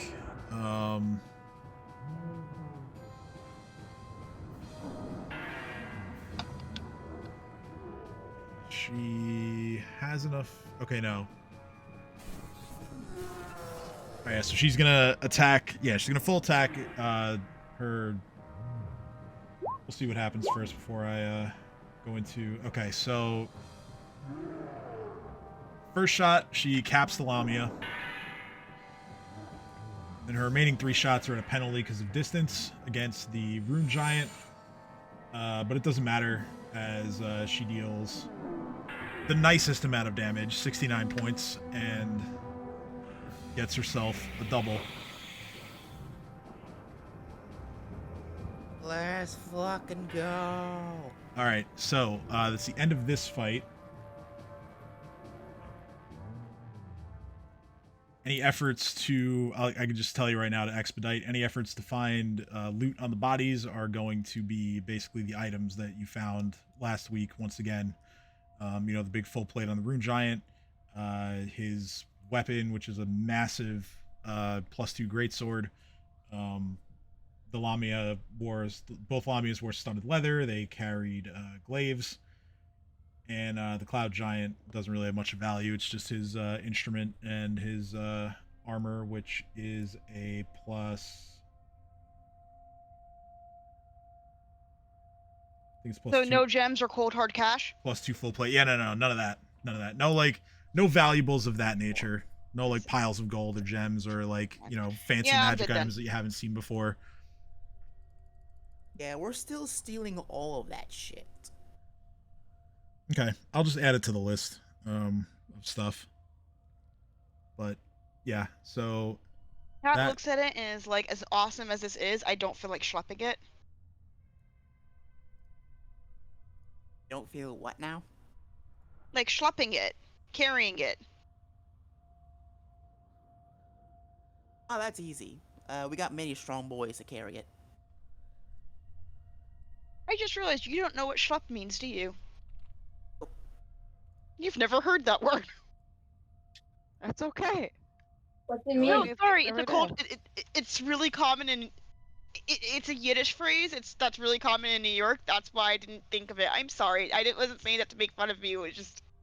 The panic in offended. your voice is real. I just love the I just love the deadpan. I am offended. Wait. What does it mean? What's it mean? Schlepping, it's just, No, you it know. was me. I was like, wait, you. I'm like, oh my god. You would not, and there's no reason for you to know what that word means. Schlepping basically just Sorry? means like being the proverbial beast of burden, just like carrying stuff around. Let's put it this way: we have a moving company called Schleppers because That's they carry awesome. things for you. I love it. Okay, so Unhit Chomper. I'm just not realizing this. What hit Chomper? Hey, Chomper. Chomper has less health than before. I feel like I would notice that. Yeah, because he failed to save against the flame strike. Oh, fuck, you're right. So how much health does he have right now? He's at 122. He's fine. Oh, that's I not can't- bad. I kicked the shit out of the lamia that did that out of spite. You did. You absolutely did. Good for you. I'm doing it again. I'm punching her across the room. Oh, you're just continuing to kick a dead creature that vaguely resembles a horse. There's some kind of metaphor in there somewhere. Okay, so Lily. Well, lamias aren't supposed to resemble a horse. They're kind of supposed to have like snake tails. But every time I see the image, all I think is centaur. They look like centaurs, and it's driving me crazy. Yes, so there are types of lamias that do more closely resemble horses in Pathfinder, and these are the ones that you're coming across. It's very interesting. Eat. So everyone who was within range of that channel energy gets healing. And yeah, so by everyone's count, that is 4 of the sets of tracks accounted for, with the other 2 leading into that glowing door that you guys passed up earlier. I don't want to assume, but is that where you're headed next? Is there anywhere else to head to? Because I'm pretty sure there's a good number of rooms that we missed. I mean, you've checked just about everything in here. Let me some of like the smaller like network of doors that was in the area where Cade bargained with the daemons. You haven't checked those, but when you were in that area, there didn't really seem to be any indication of like a reason to check those doors. You totally still can if you want to. I'm just saying that you didn't find anything that would make you do so.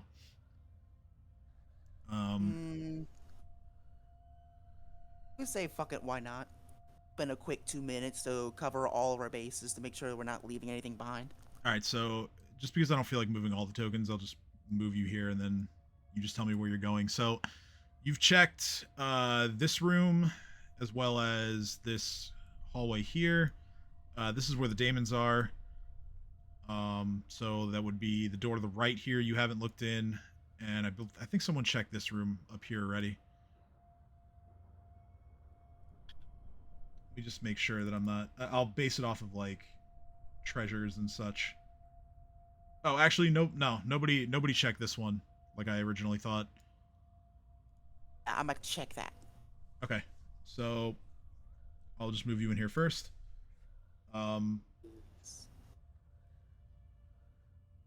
You are now in a room that has a thickly carpeted floor,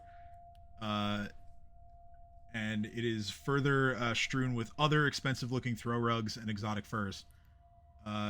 There is another nest made out of the same type of materials, heaped in the center of the room, under a rotunda-like construction, atop which a canopy of silks and gauzy veils adds to the chamber's mystique.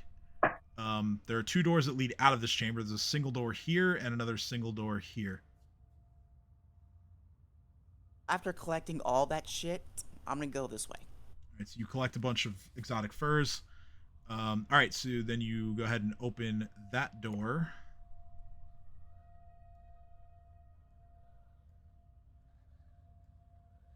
And in the next room seems to be almost like a shrine of sorts. This shrine appears to be dedicated to not a deity necessarily, but more of a philosophy. And given where you are, it's fair to say this is the philosophy of greed. You see that the wall to the north is decorated with an enormous golden sahedron, before which sits a rune-carved altar. Very nice. Go ahead and make a perception check to look around. Items. Ah. Very nice. Okay, so something on the altar catches your eye. You look at it inquisitively, and sure enough, you find a hidden panel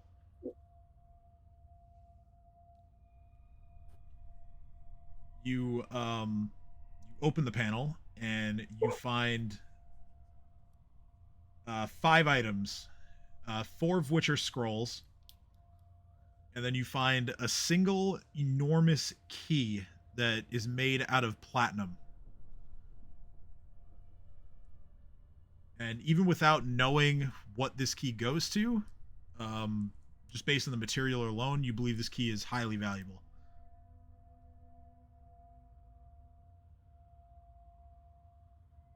Very nice, very nice. I know the altar, like the Sahedron's gold, but what's the altar made out of? It's made out of marble. Cool. I'll take them both. As in, like, the whole altar? Yes. Okay. We don't have to And worry, this- I guess, with Chomper, yeah. Well, the Sahedron is sort of like, it's like carved into the wall. If you wanted to, you could spend some time to like scrape the gold off of it. Can I use stone shape to remove all the stone from the gold?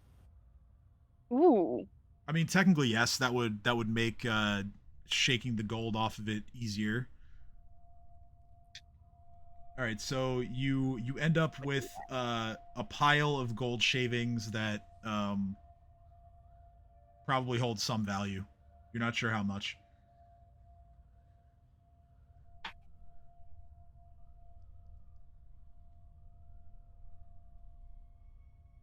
Alright.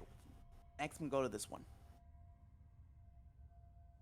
Okay, so Watches Dino do this is kind of like, what the, and then she sees what he did, like, oh, that was actually kind of clever. this is a small sort of it's like slightly bigger than I would say like a crawl space. Not a lot of room to maneuver here. 2 doors lead out from it, one to the east, one to the southwest. I'll go this way. Okay, so opening the doors in here, you actually find an interesting sight in these two. I'll start with this one. Both of these are similar to the larger square room, as in that they seem to serve as a chambers and a place of rest for whoever the occupant is. But you look around at some of the artwork that's hung in here, and after a few moments, it actually dawns on you who this room belongs to. You see the 2 most prominent pictures are a portrait of a beautiful looking human woman who does look familiar to you, and on the opposite side there is a picture of a lamia, like more along the lines of the ones you know, like the more snake like lamia. And this one is like, you know, conquering a town that's been under siege. And you take a really close look at it, and the town sort of looks like Turtleback Ferry, and the woman kind of looks like Lucretia. Yeah, the Medusa that I had stuffed. Yeah. Good No, times. that's Zanisha, and the other room is hers. So just to get that out of the way now. Lucretia was the one that you fought in Fort Rannoch.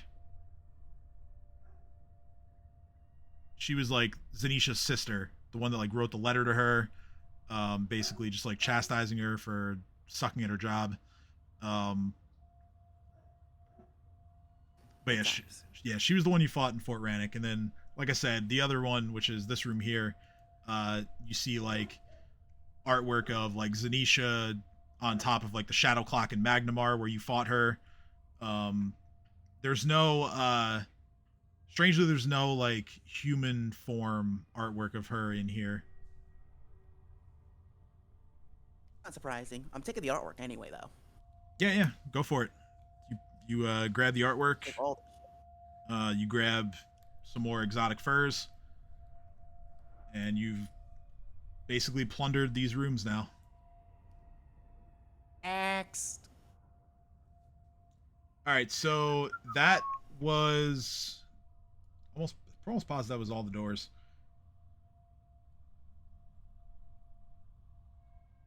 Oh yeah, no, there was one room that hasn't been checked yet. It's this one. Teleportation.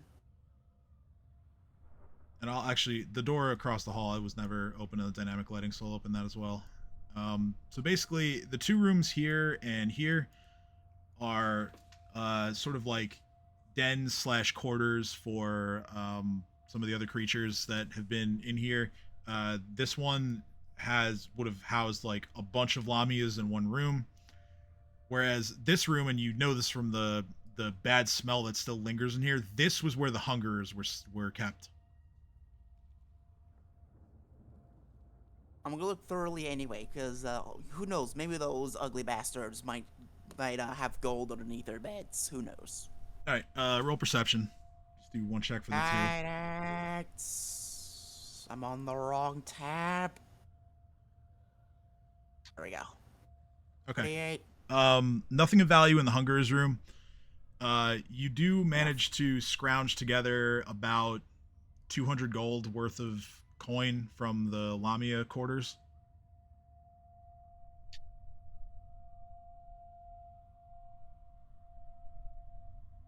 So I just want to point out that as like moving around the place to look for shit, I'm constantly using scent to try to make sure that there's nothing else here that would jump scare us. Yeah, I mean, as you move through and check all the doors, like you sense that the daemons are still there, but nothing else. What are those spiders gonna help out? Supposed to be here by now. They never said they were coming up here with you. Thought they wanted to kill Karzoug. They don't really care either way about his goals. They would rather take Xin-Shalast for themselves. But yeah, they never said they were coming up here with you. And you guys actually have already fulfilled your end of the bargain with them. All right, note to self: destroy this place because I can, and then kill the spiders. Got it. Yeah, that was taken care of when you guys disabled the portal in the other room with all the men. The guys from Lang. Because this place is not allowed to keep standing when I'm done with it. Hell no. I have powers that'll tear this place to shreds. Certainly understand that mindset.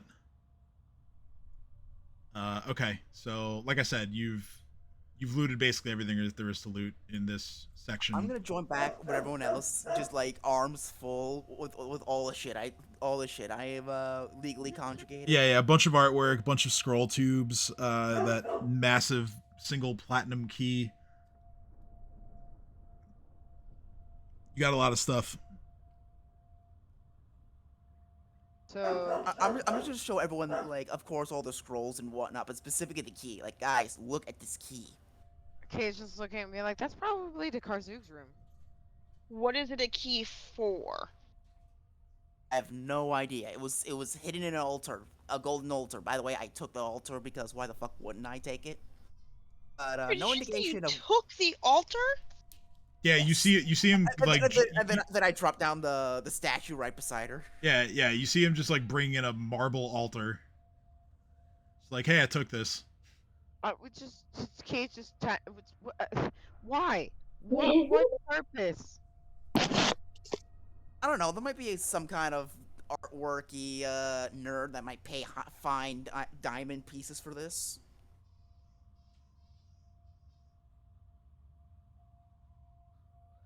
I'll take if anyone wants to identify the scrolls, read magic and spellcraft.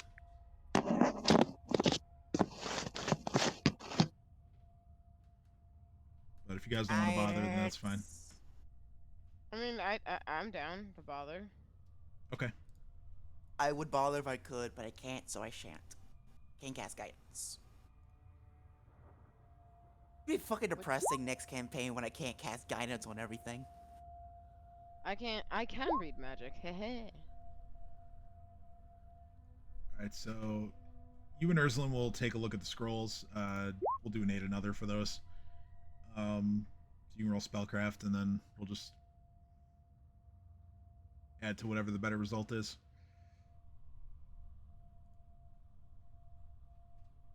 Spellcraft it is. Okay, 32. So Ursulin manages to successfully identify the scrolls. 3 of the 4 are scrolls of resurrection, and the 4th is a scroll of commune.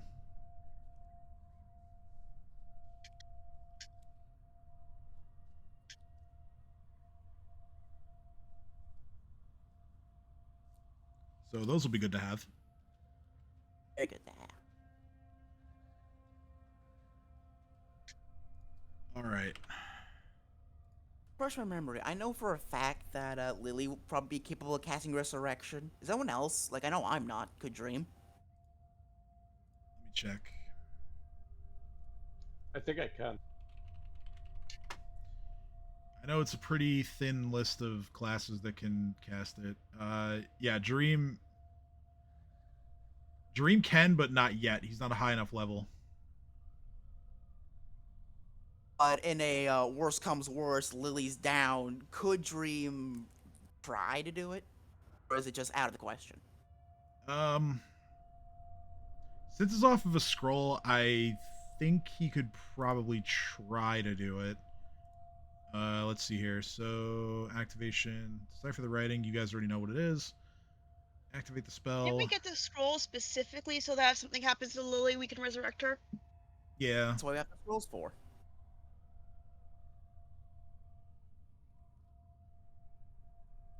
So let's see. Or is this a new scroll that we're talking It's about? got to be the correct type. I mean, yeah, I'm just kind of refreshing my memory on the rules here. So it's got to be the correct type, which Dream is.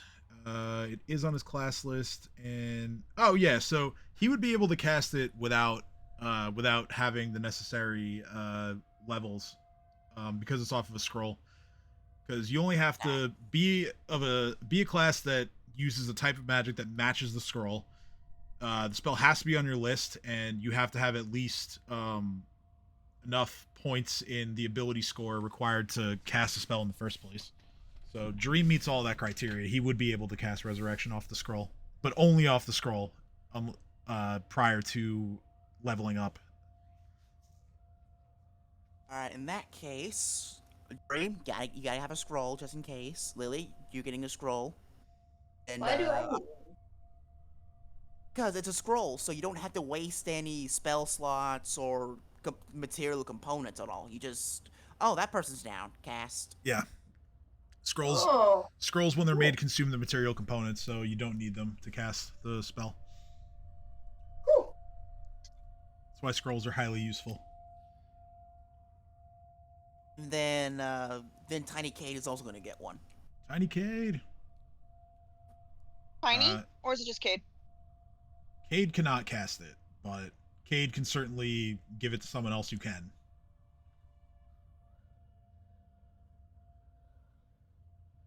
Well then, I will. I'm not just gonna hoard it if I can't use it. Yeah, there you go. I mean, All the scrolls you've been hoarding, might as well have an extra one. can always sell it. I mean, an 8th level scroll is gonna get some money. Yeah, that Katie. We are not. We ain't short on money though. No, you're not. That scroll is perfection. All right. I mean, I'll take another resurrection scroll if she doesn't want it. Oh. Kate just grins. I can hold on to it. It's okay. It's on team. Let's not sell the scroll, please. Okay. All right, so I hate to sound railroady, but like, where to next? Back the way we Karzoug's secret base. To the gold door. No, I thought we were gonna rest. I mean, it's okay for not, but I think we should rest. All right, so Like Dinos. this gold door looks sus. Maybe we should like make Electro Boy stand watch so we can rest a little bit. So yeah, like I was saying at the beginning of the session, you guys have inspected the door multiple times by now. You've determined that the spell effect that is on the door is a wall of force. But Cade had a suspicion that using your Runeforged weapons against the wall of force will make it easier to bring down and grant you access to the room. But Excellent. we've cleared out everything before this point. Yes, I can say with confidence. Nothing's coming into that door, nothing's coming out, right? You actually have no idea if anything can come out of the door or not. That's why I was saying that. Well, it's one of the reasons why I was saying that resting here is likely ill-advised. You don't know how much control that whatever's on the other side of the door has over the wall. Just You sleep know. in the throne room. We did it once before fairly safely, so let's just do it again.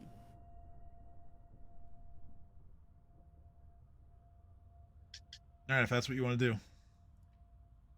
I think so. I'm not moving the tokens back, but all right. Enough. So who's on watch? I'm gonna be on watch. I think we while should put one of the sleeping. thralls on watch.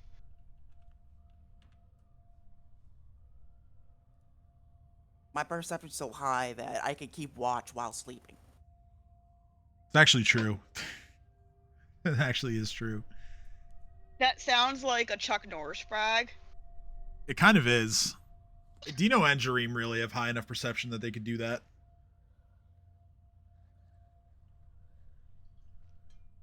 But all right, since Dino volunteered, I'll take a perception roll. Guidance. 8.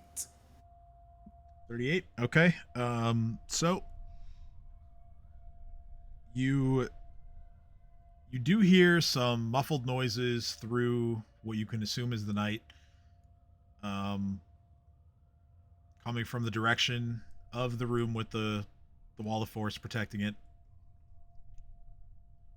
Seems as though there are some preparations being made. The noises are sort of frantic at first, but once, they do get quieter as the night goes on. You might think that maybe whatever was in there was anticipating you right away, and then relax slightly when they realized that you weren't going to come busting through the door immediately.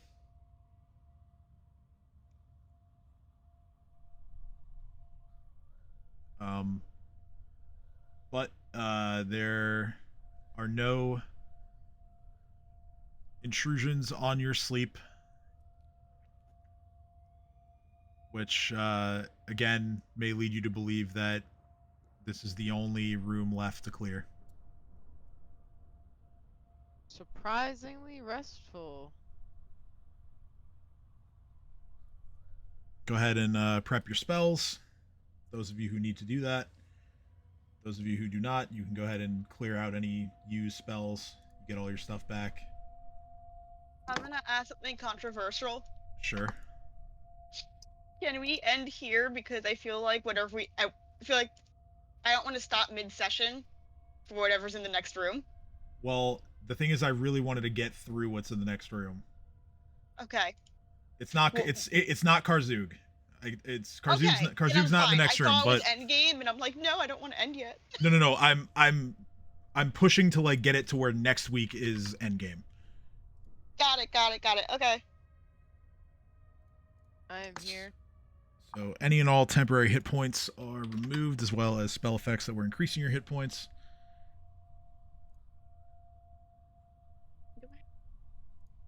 What? Nope. Alright, so I'm going to implant everyone with the domination tricks again. The mental fallback, and then with myself. Okay.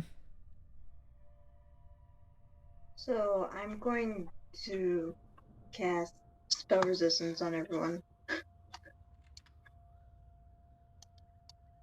Now I'm going to prepare Death Clutch.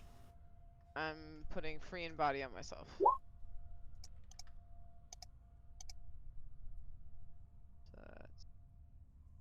Okay.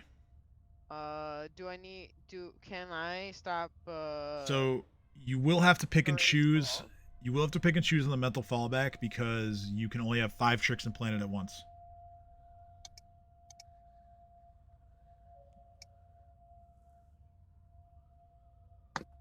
Unless you just don't want to give yourself free in body, then you can put it on all your friends minus animal companions. Yes, then I will do it on all my friends. Okay. Did you hear what I said? I did, yeah. So spell resistance on everybody. Yeah. That is going to be. Oh, does that include Is that Chomper? Because that's 7. Okay. Yeah.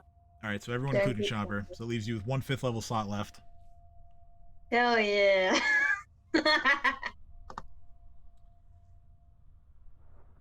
All right. And then yeah, whenever Dream, you guys are done prepping, we can proceed. Alright, give me 1 second. I'll just let Leah prep whatever she wants whenever she gets a chance to do it. I just won't use her spells for this next room. Okay. So during your regular prep for the day, the gold aura around the double doors to the west only seems to intensify ever so slightly with every passing minute,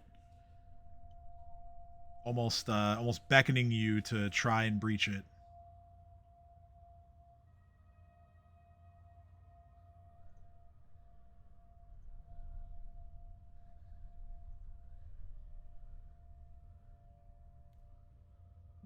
So,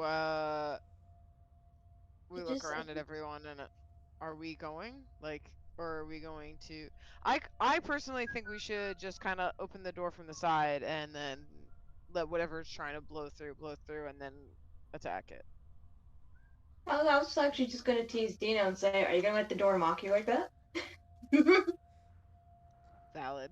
Or Dino just starts swinging at it with his scimitar. So yeah, so I wasn't gonna do that anyway. the wall of force that's emanating from the door covers enough of the door to where you're not just going to be able to like stick your hand through and push the door open. Like you need to do something to get rid of it, whether it's through magic or through brute strength. All right. Then I look at Dino and I say, "Do we want to try to smash this at the same time? See if we can make our way through." I think smashing it at the same time is a good strategy. But first, I'm gonna cast normal bark skin on me, Chomper, and Kay. Then we use my Pearl of Power to cast it on our new friend here. I'm horrible with names. The one with the scimitar. Viorian. Got that one. Then Bear's Endurance on everyone except Viorian, because I remember she has the Yeah, she has a shitload of HP. something that makes it not very helpful. Oh, that's right. Yeah, she has an item. Wait, can I help? Yeah, this one. Can I help with that too? Can I help with the can I help? You can do whatever you want. Fuck you. I'm gonna give her on full strength. Okay. We call it T-Rex strength, but it is what it is. All right. So And animal growth on Chomper, because why wouldn't I?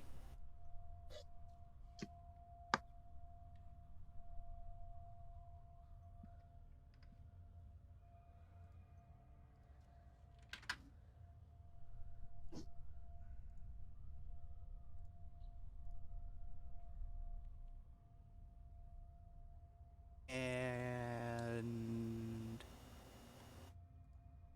it's my one for everything except for bark skin.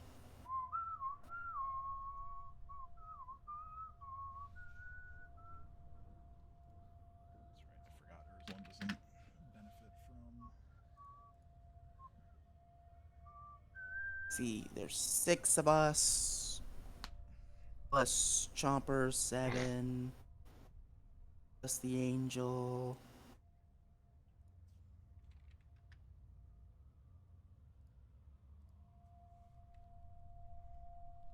So 8. Dream, does your guys benefit from Bear's Endurance? They don't have a con score, so no, they don't. Thank you, Dream. Anyway. You're welcome. So, it's 28 charges left on you. Then, with normal bark skin, I already cast on 4 of us. That leaves the angel. The other 5. No, wait. The other 4 people. So it's 5. Hell is oh.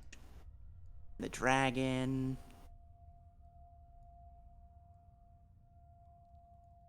Deer face. So then we use 7 charges of bark skin for everyone else. So Okay. Angel, Viborian, the undead, and the rest of the party. All right. Sounds good.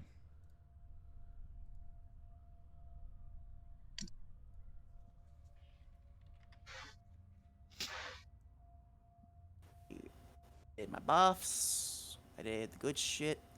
Alright, time to knock this thing down. All right. So we're set.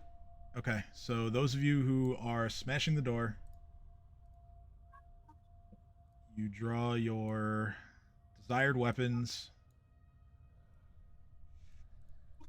and you get to smashing.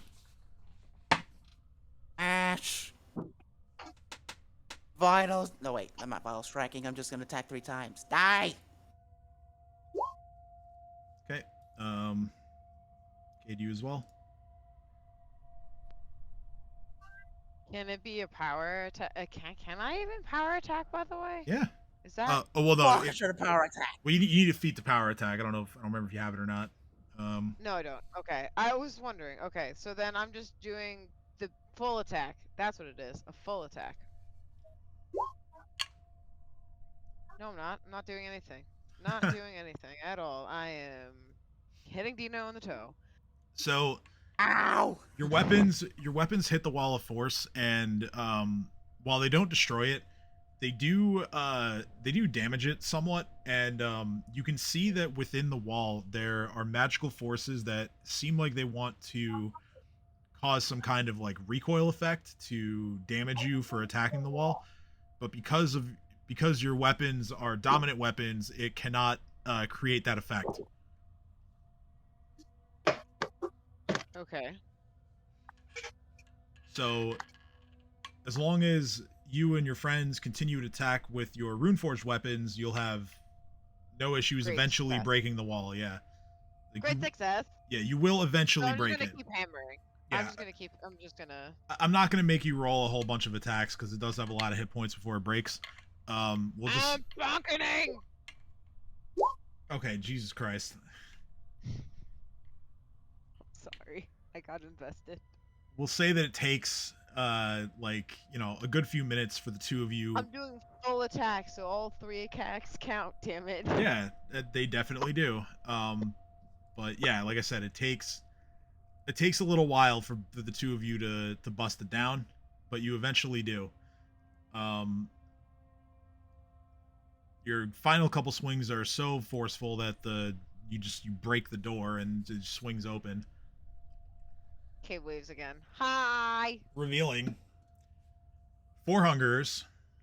The other 2 lamias that you had been tracking, as well as this person.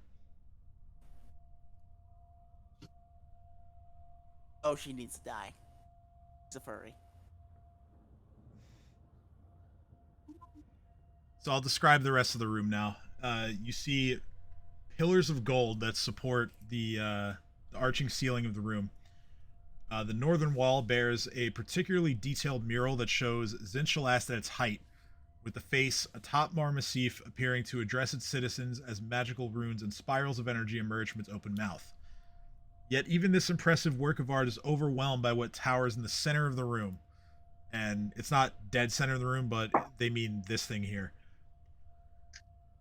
An immense, slowly rotating, 30-foot diameter sphere of gold, its surface shimmering with strangely sluggish flames. A stone walkway with a set of stairs leads up to the side of the sphere, where a 5-foot wide ramp leads up to a 10-foot wide platform balanced precariously on atop the globe, from which a shimmering pillar of golden light shines up to the ceiling above. Taking that gold. And upon entering,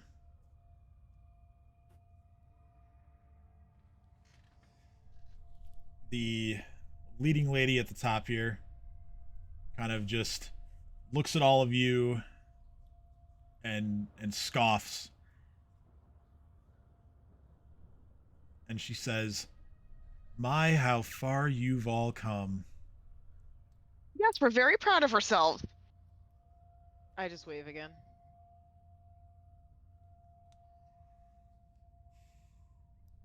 It's a pity.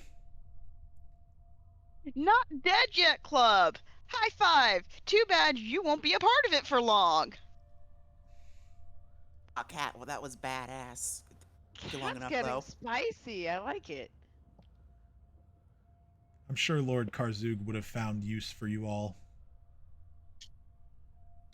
Well, we found use for someone of his. He's our dancing monkey now. Do a little dance. Make him dance. Oh my god. So... Yeah, let me move those tokens into the area. This is actually what we came here to show Karzoug. Dance, monkey, dance. Dance. Dream's gonna throw a rock at his head. She kind of looks past those in the front from the raised platform. So she, kind of peeks past Cade and Chomper and Aruzi. And there's Khalib, undead, and just got hit in the head with a rock, apparently. Because nothing going on up there. Jareem needs him to dance. And from up high, she says, Khalib, useless as ever. He's Hey, very well, useful for hell us. yeah, Haven't you, he dancing is. monkey? I'm sure you'll be a little bit more useful, though.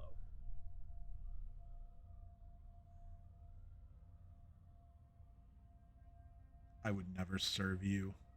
Oh, you will. You very. To be fair, you're very not really much gonna so. know that you're serving him. You'll be kind of dead. She takes a look at her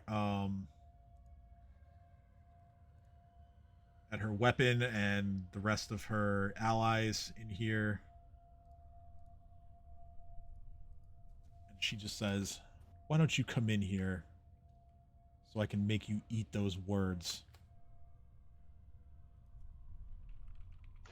How about All no? in good time.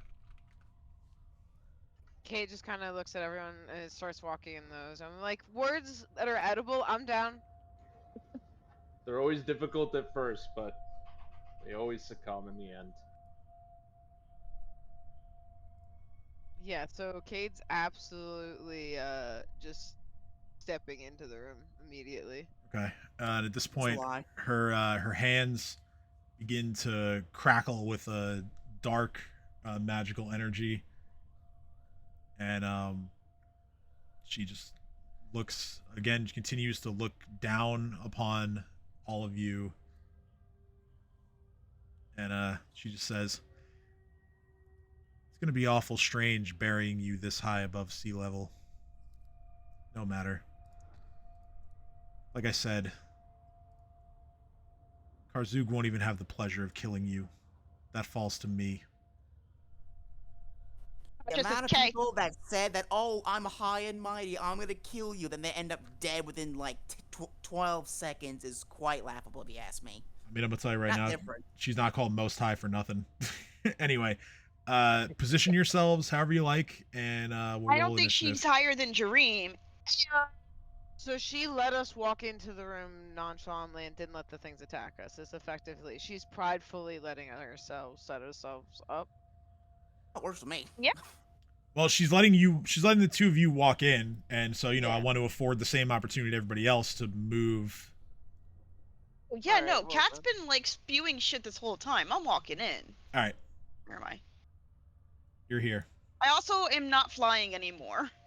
I think you can take that condition off me. Yeah, not currently. No, you'd have to cast fly on yourself to do that.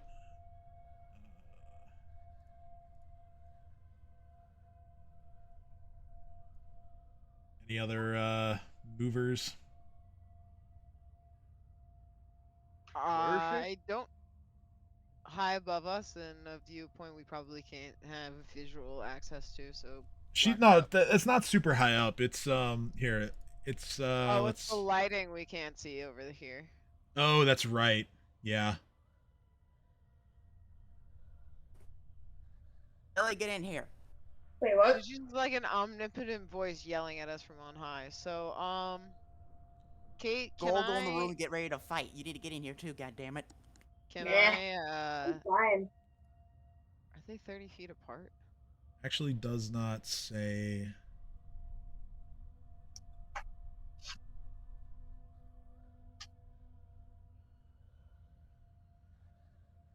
So we can assume that it's like 30 feet up because that's the size of the globe. It's like 30 feet diameter. So Okay, cool. for the purposes of figuring out ranges and things like that. All right.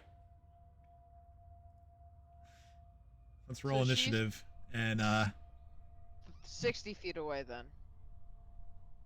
well, I mean angles, it's not quite 60. It's probably like closer to 45, 50.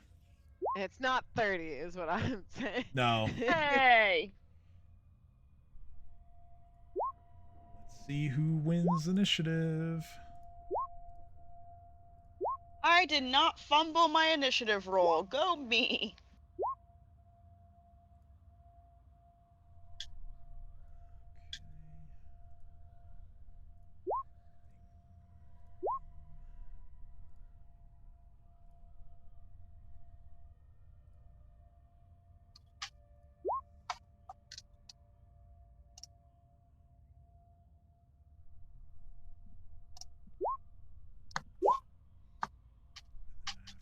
For Ursuline, and I think we're good.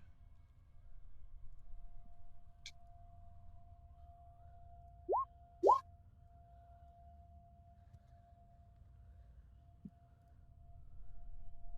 two, three, four, five,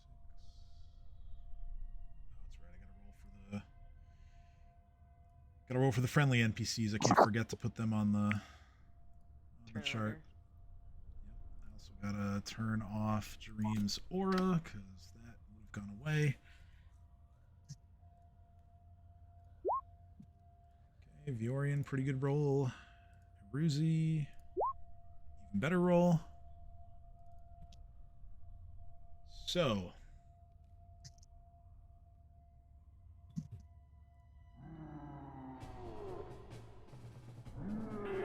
as we go back into combat, I once again have to break some ties. Cade, you go first.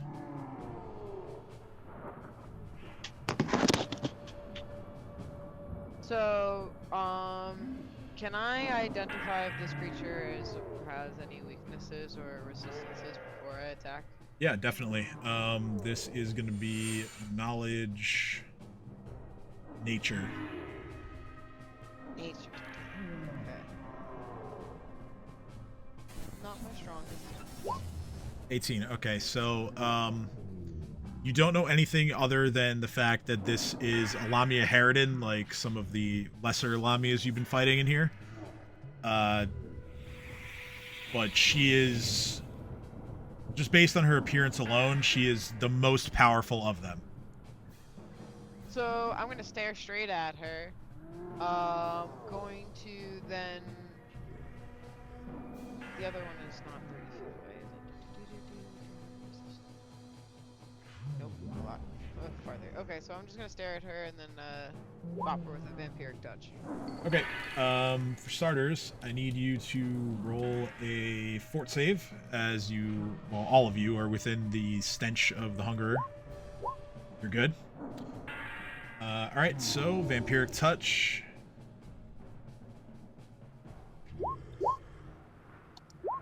So yeah, that's a touch spell.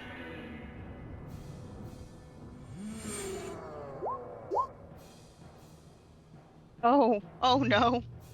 Oh no. Unless I'm Oh missing no, something no, here. no, no, no. Sorry, what'd you say? No, I'm trying to resolve Cade's spell because it's touch spell, and Cade is not within touch range. Well,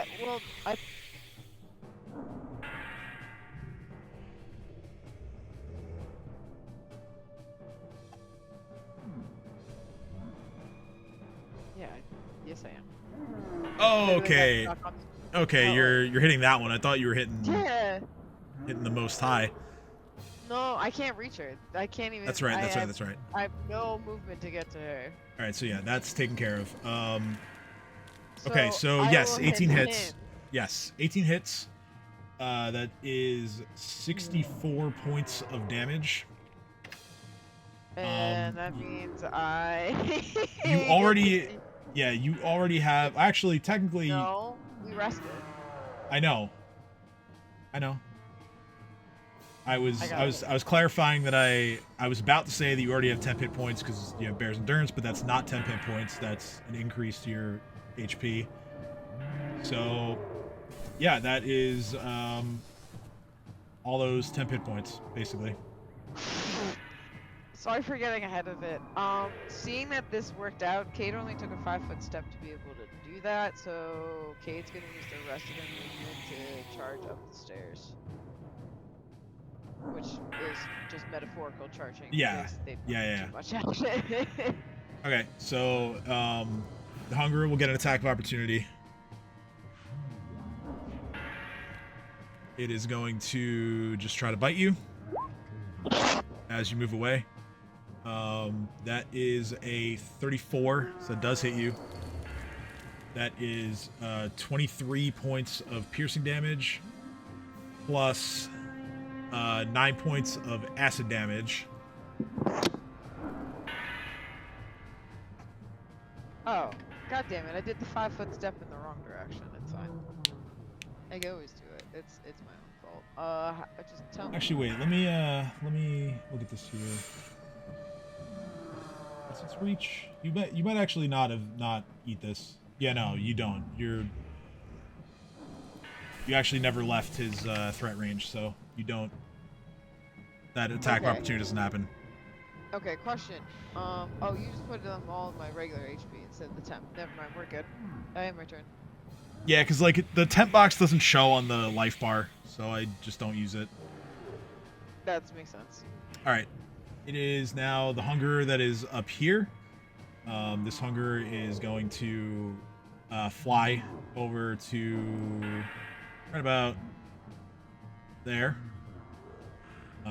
It's going to kind of use the pillar as cover from Chomper. And it is going to cast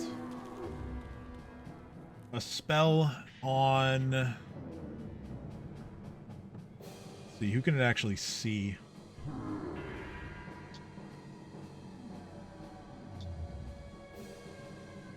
It's gonna try Cade. I need a will saving throw, please. Okay, you didn't roll a 1. That's good. No, just me.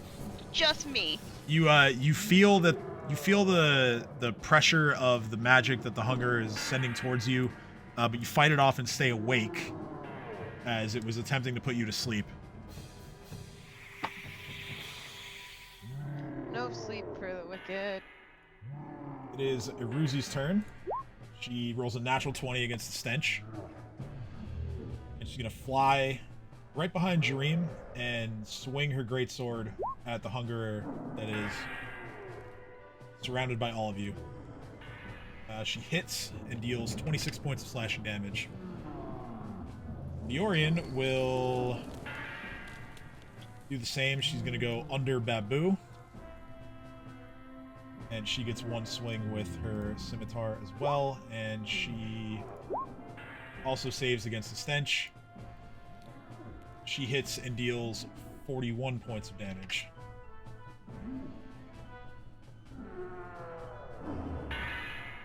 Oh, that's right, I forgot they have resistances.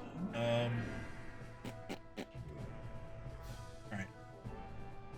Next is the Most High Lamia.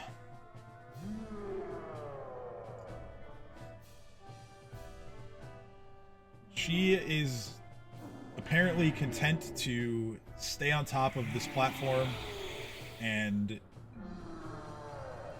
cast some offensive magic from there, and she is going to target caster level. Okay. She sees Cade charging towards the steps and is going to target Cade with this spell. It's going to be a fortitude save on this one for Cade.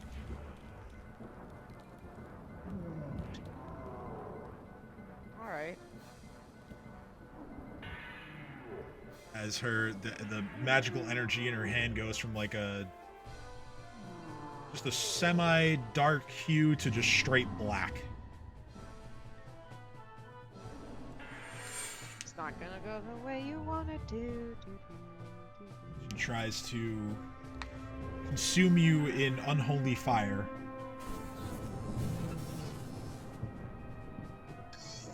No. Hey.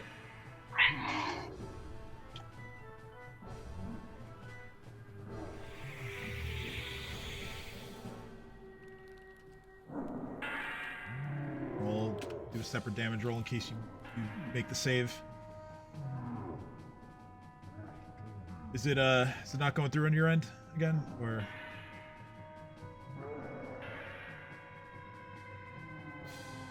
Cade?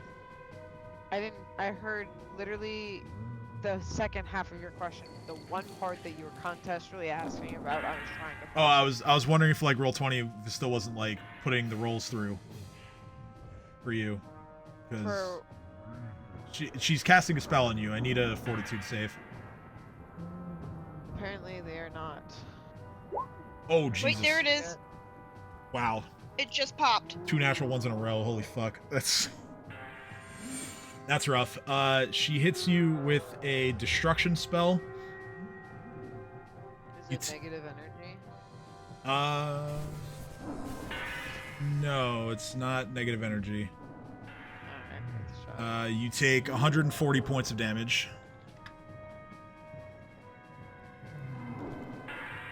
And she cackles with glee as you are severely wounded by her magic. It is now Ursula's turn. She saves against the stench. She's going to take a 5-foot step back so that she can properly fire her gun. I think, right? Oh no, she has to move more than that, so she can only shoot once. Otherwise her gun will misfire. Takes a single shot at the hunger directly in front of her and hits it, dealing 9 points of damage after resistances. And it's now Kat's turn. So you already rolled a fort save before, right?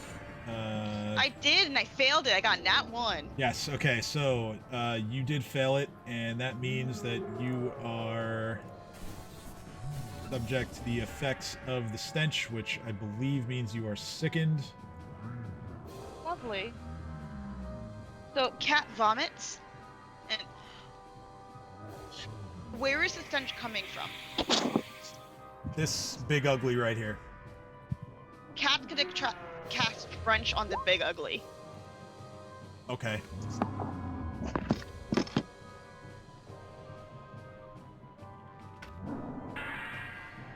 Alright, so sickened, let's see, does that affect your spell casting at all? No, it No, it is a doesn't. cantrip. No, I know, I'm just for myself, for my own purposes. Alright, so reflex save against 16. Natural 20. Oh, come! So it dodges me trying to wash it. Yep. Alright, I end my turn. Okay. Next is the hunger down here. It is going to cast... It's going to target Kate as well with a spell. This is another will save. It's going to cast Suggestion.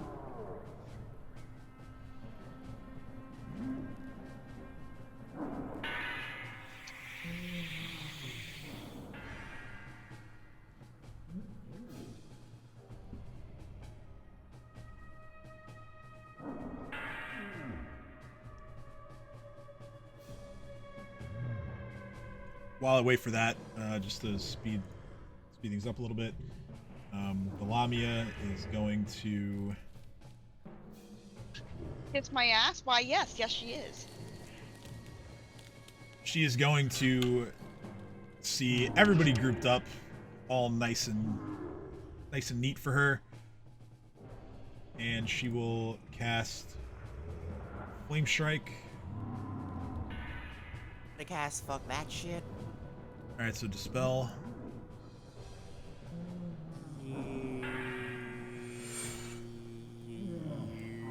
Yeet. Okay, so yeah, she loses the spell.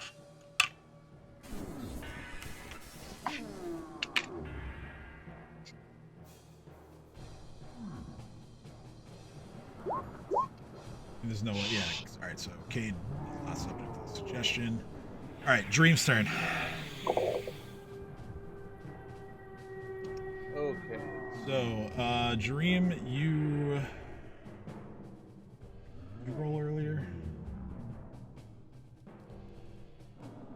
You did not. So, Fortitude save to try and beat the stench of the hunger that is engaged with all of you.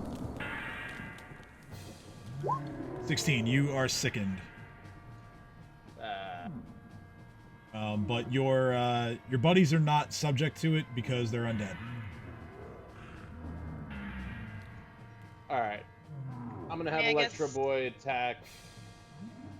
Where's the Cleopatra? Up there, on top of the raised platform. She's like 30 feet off the ground. Boy fly up.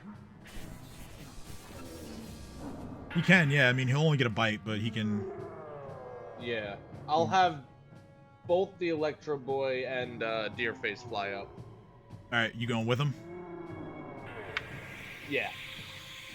All right, so yeah, Electro Boy flies to within reach, as does Deerface, with you with them.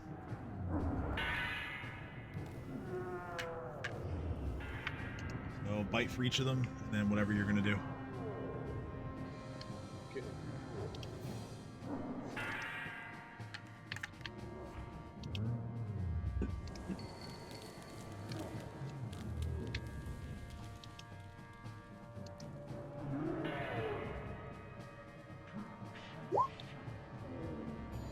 Four misses.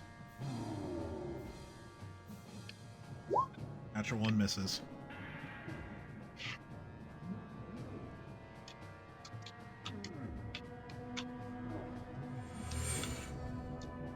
All right, then what do you want to do?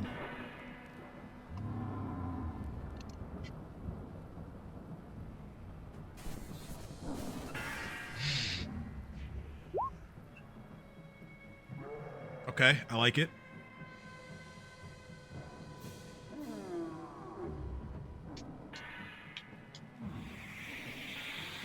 Back. So that should actually be 140 instead of 130, but that's fine. I can.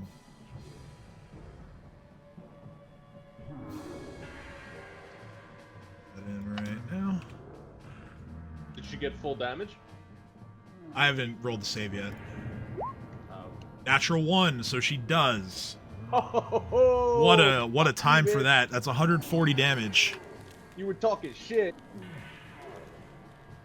That's whew. If there was ever a time for a dream to come through in the clutch, that's a time right there. Wow. Kay's just waving at her and going, see? Doesn't feel great either, bitch. So I actually didn't even realize you had stepped away. I know you said you came back. One of the Hungers tried to cast Suggestion on you, but you easily beat it.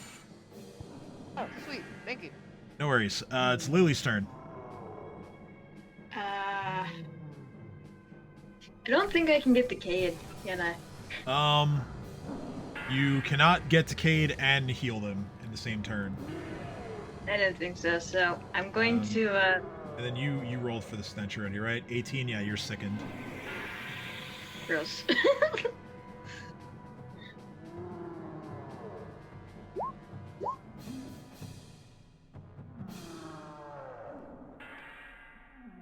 Okay, Peace Aura, so...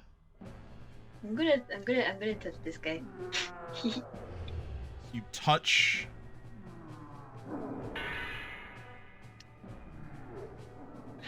Alright, if that's what you want to do.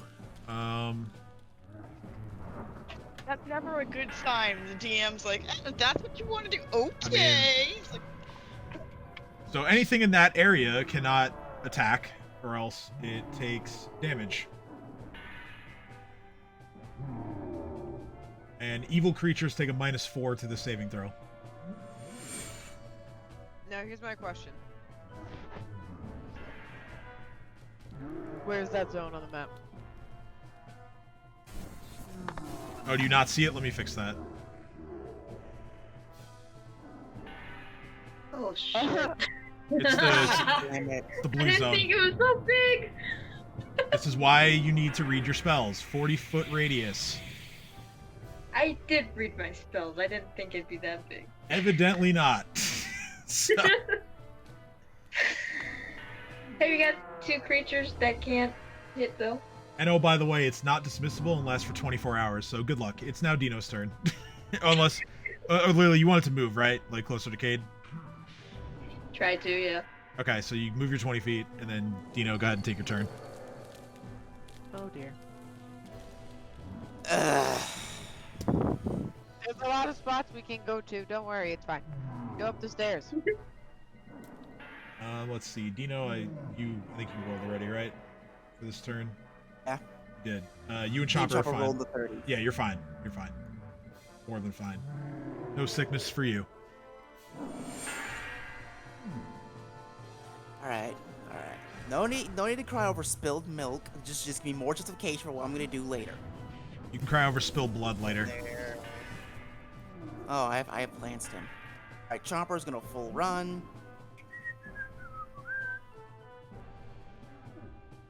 And while he's running, I can't go up there because I don't know why. Can you move me up there while I cast Fire Seeds out of range of everyone?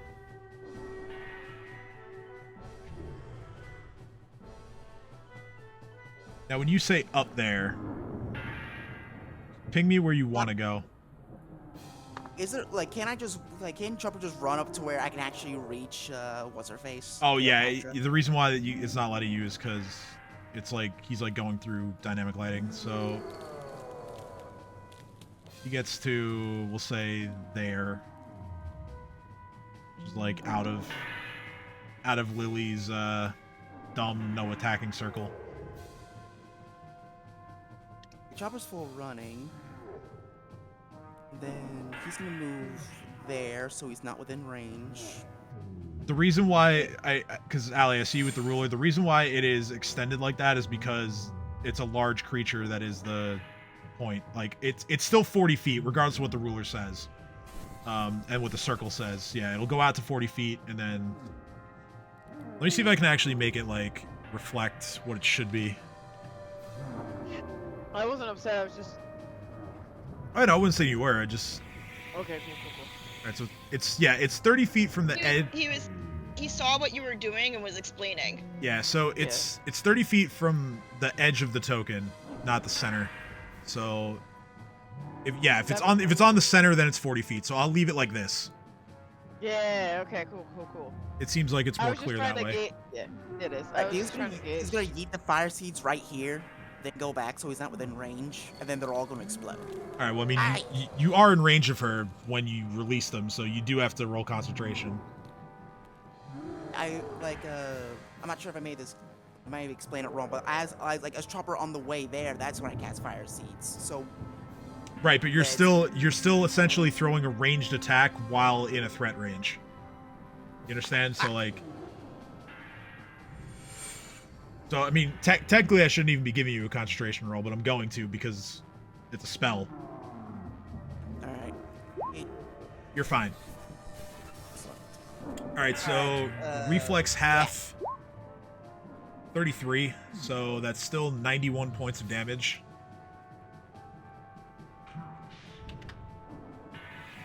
It's nothing to sneeze at. Etch.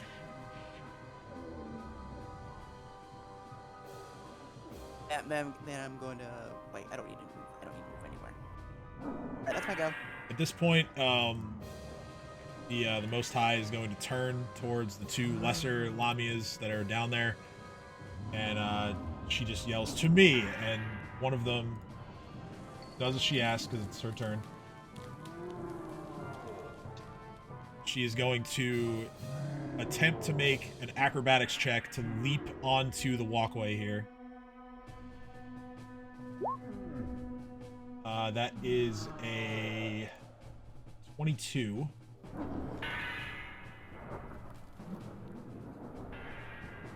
Let's work here. So that's actually... Oh, wait, no. High jump. Oh, okay, never mind. That DC is ridiculously high. So, yeah, no, she's unable to do it. So she's going to just spend the rest of her actions to kind of run around this way. And she knows that she feels the peace aura kind of like putting pressure on her, and she knows that like she can't attack without taking some kind of negative effect herself, but either way she can't attack this turn as she just used all of her stuff to run. It is now the Hungerer that is engaged with all of you. The Hungerer is going to ignore the peace aura and attack, so Lily, go ahead and roll spell for damage. Spell for damage? Yeah, roll peace aura so I can get a damage roll. Oh. It is going to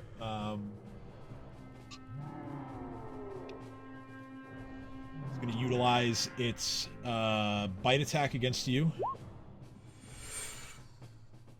That is a 37 to hit, so you take 20 points of piercing, plus 2 points of acid damage, plus 2 points of wisdom drain. Ouch.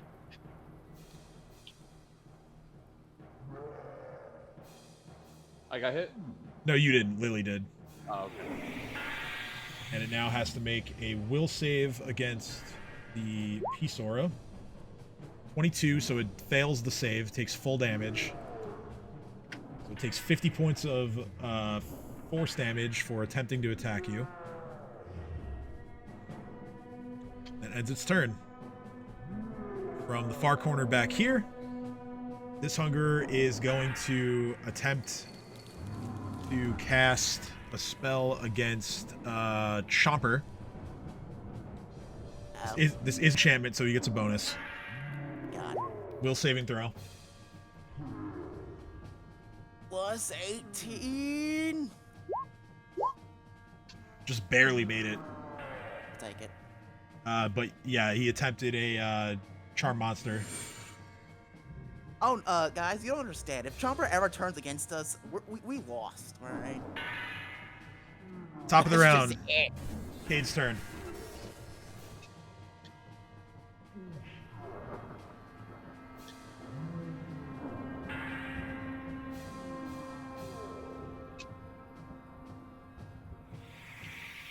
Okay, I can't see her. I can't see anything. Yeah. I just see a tiny little line of light. So again, that's because of the dynamic lighting. I will hold on. Let me see how much No, of this moves. Because like that's a railing. Like you should be able to look over it and see her by this point. So I'm just gonna move it. It's fine. Okay. This way, yeah. Because I can still be clear about the distances while you guys can see her, right? Like. Yeah. Okay. I mean, so. it's very clear that she's on a, like, raised platform that I had to run upstairs to get to. Yes. So For starters, you are in the stench of a different hunger now, so I need another fortitude save.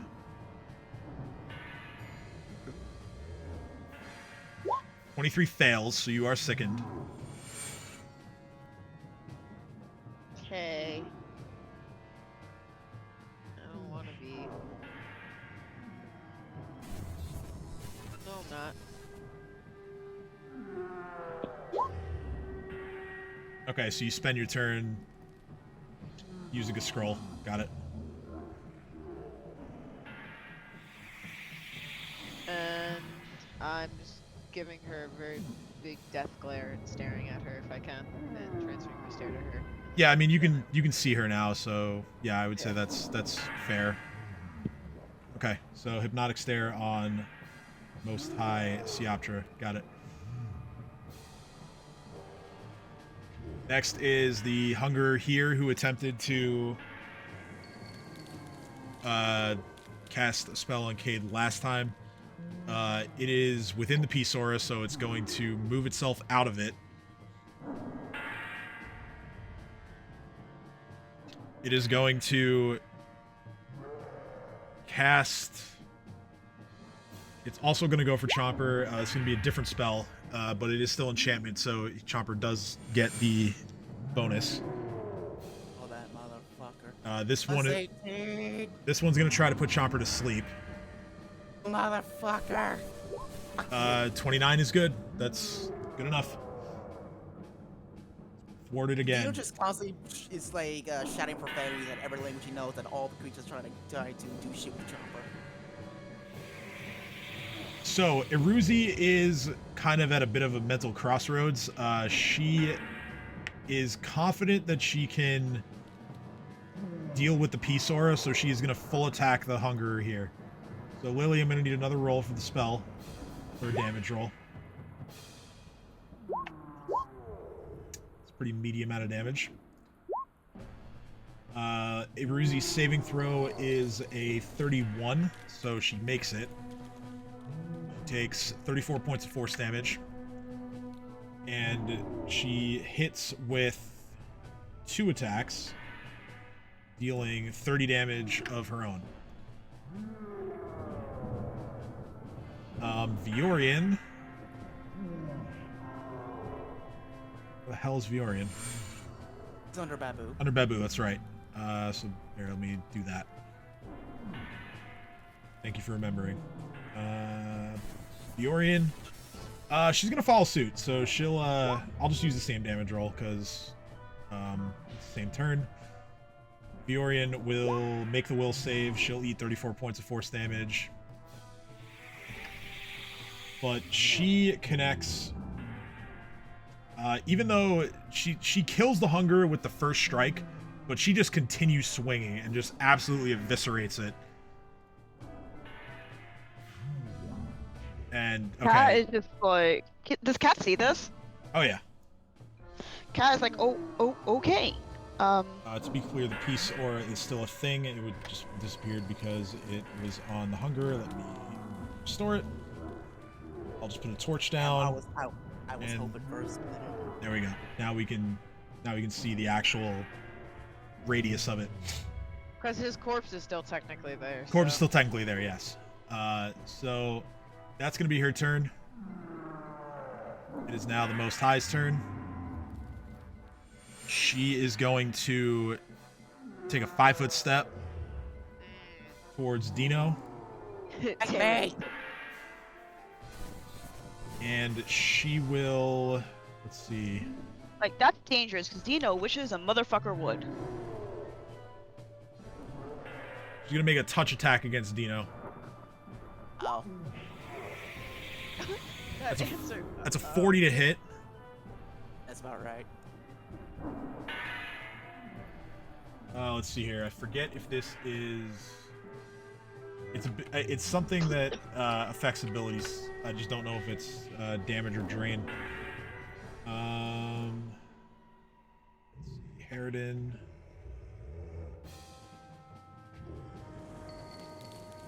Oh yeah, it is drained. So Dino, you suffer 7 points of wisdom drain.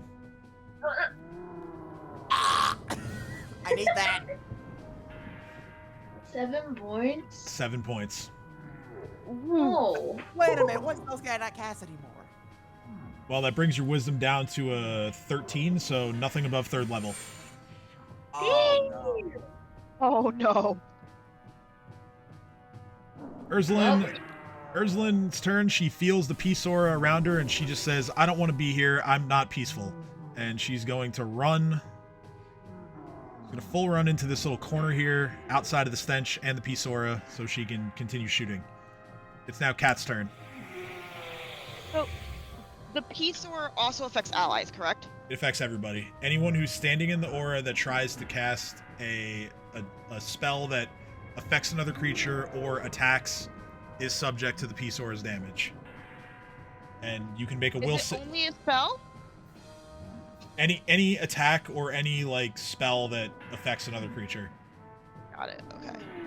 And I mean, you can choose to just eat the damage because you get a will save for half, but that's about as good as it gets. Sorry, I'm just checking one thing.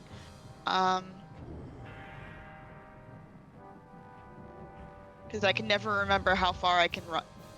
My speed is 20. Okay. Or Okay, actually, so no, yeah, wait. it's attacks or spells that deal damage. To clarify. Oh, okay. So I had a plan. I don't remember Yeah. what it was. According to the spell text of Peace Aura, you are allowed to cast non-damaging spells. Okay, is the hunger with the stench still there? Well, the one that was right near you all is dead. There are 3 more in the damn. room. But you're not within any of their stenches at the moment. Okay. So your sickening actually wears off because it died. In that case, I am just. Are there any? Hold on, I'm moving myself around for a sec. Are there any enemies near me? Oh, there's the lamia right there. Okay. Ooh, wait, do I have a... Ooh.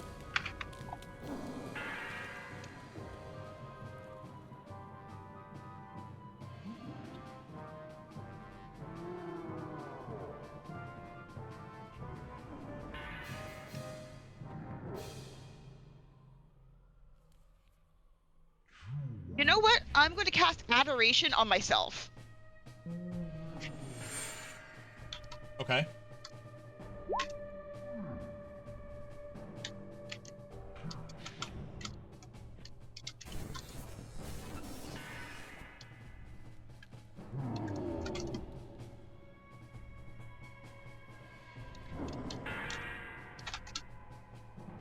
And as I do, so I'm gonna cast Adoration on myself. I'm gonna move kind of toward. I think I can move there. And I'm gonna end my turn. Or Alright. actually, like, there. There we go. Okay, cool. Alright, so this hunger here is going to fly to within range of Chopper and attempt to bite him.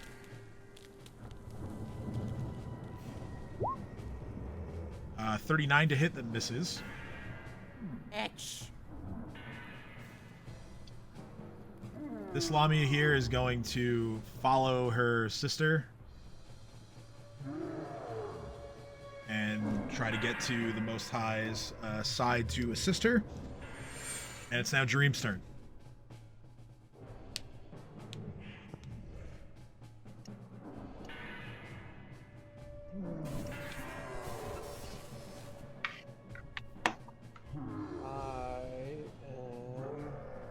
Did she move back, or am I still in range to hit her?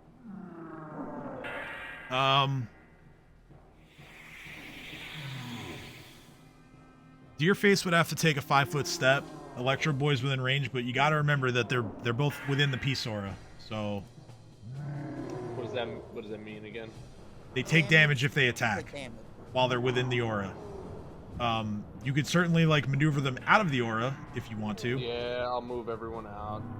Okay. Sorry. Oh, So- you're not. So Yes, they're ma'am. flying overhead.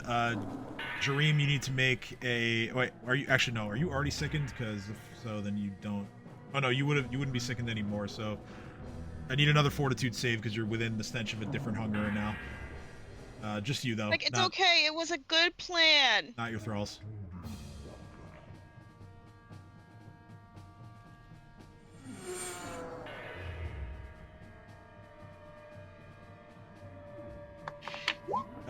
Okay. Yeah, you're gonna feel sick again, as that's a failure. And then yeah, bite for Electro Boy and Deerface. First, I'm gonna hit her with the. Oh yeah. Feel free to do yours first. Just letting you know what they get. Slay Living, okay. 25 hits her touch. Let's see if she makes the save. Barely, 24. So that's actually the amount of damage that she takes, 24.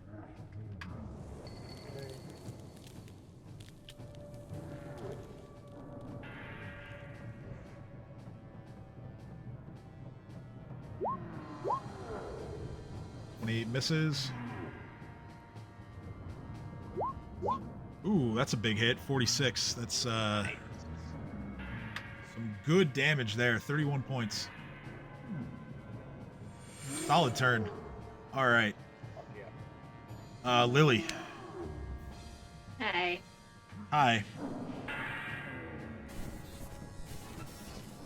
Gonna do a sprint. All right. So full run. Sprinting. Are you going up the stairs or are you... Yeah, I'm going upstairs, sorry. You gotta be there. Need a fort save as you walk into another stench radius.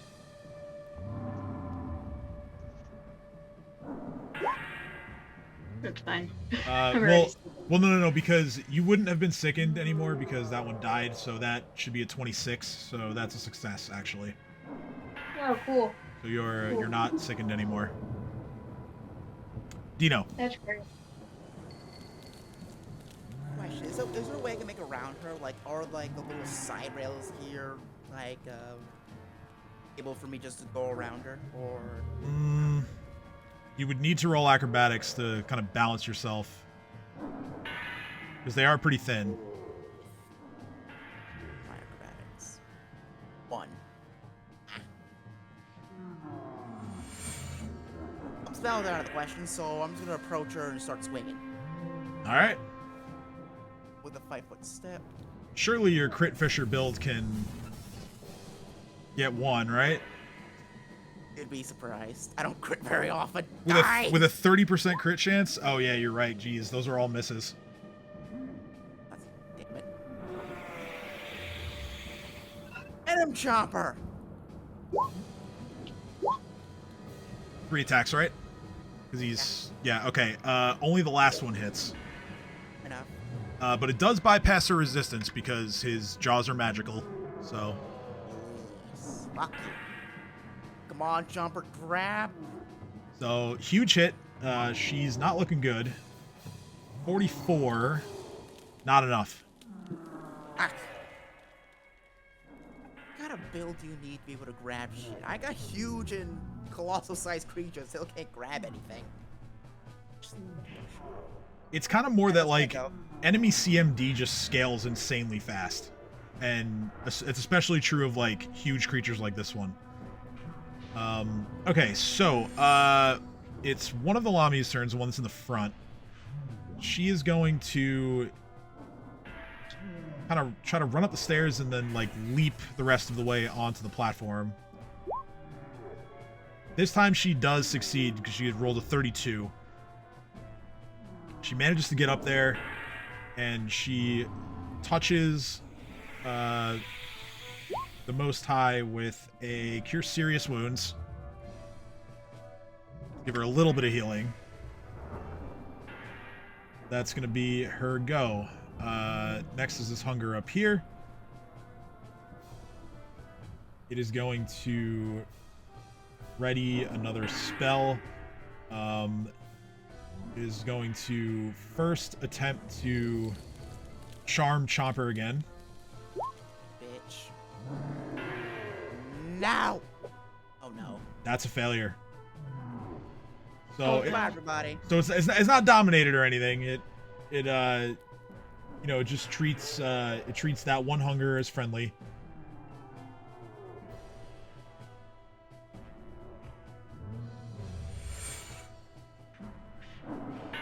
Oh, actually, Chomper gets a +5 on the save because he's being threatened by the allies of this hungerer. So that becomes a 22, and Chomper makes it. Yay! It is then going to cast a quicken spell.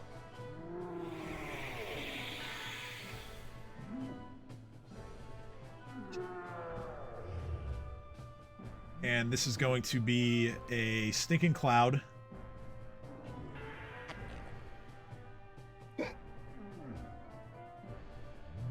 With an origin point of right here.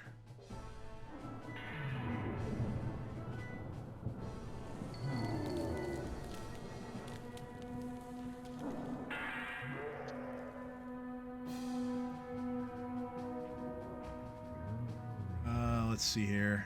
Is that a big enough circle? It's not a big enough circle.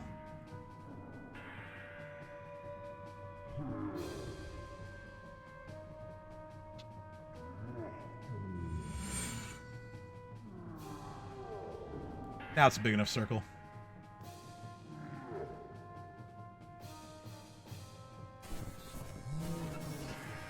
So I need Chomper, Dino, Jareem, and Cade to roll a Fortitude saving throw.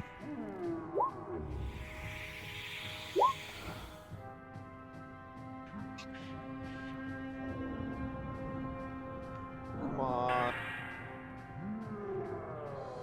Come on. I believe... Oh, I should have believed harder.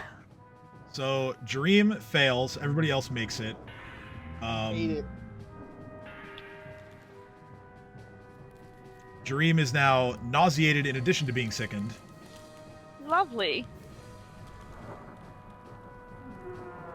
If anyone has anything for that.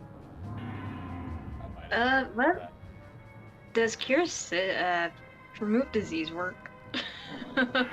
Remove sickness would remove the sickened condition. Does Remove curse work? Because I don't have remove sickness. This isn't a curse, and it's also not a disease. Damn it. Oh well, I tried. We tried. But yeah, nauseated means, Dream, that all you personally can do on your turn is move. You're unable to attack yourself, but your boys can still attack. Alright. Sorry, Jareem, I left the Zofran at home. It is Cade's turn. I might have something for this.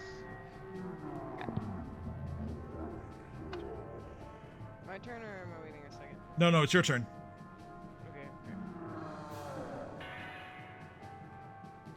I believe in Cade. So, is there any way? Yes, for but me do to you move believe in around magic? here? Is there any way what? I'm sorry. For me to move around in here. Well, yeah, Electro Boy is flying above you right now. And yeah, you can move within the stinking cloud.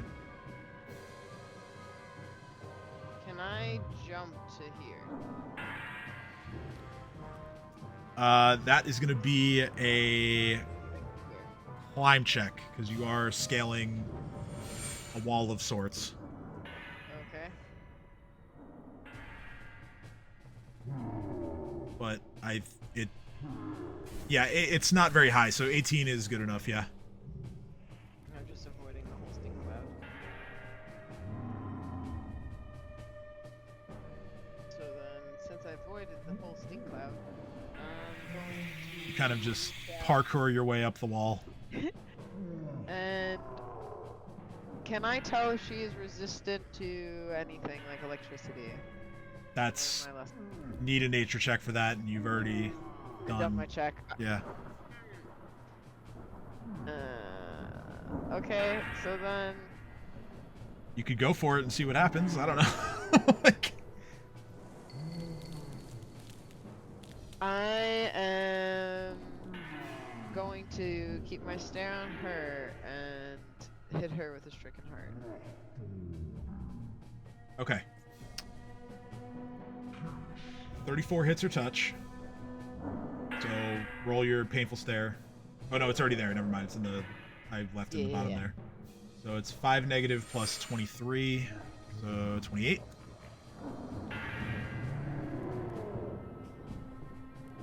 And staggered. Yes. I don't know why there's a roll there. That's... Yeah, it's... She staggered for 1 round. Oh, took a shot.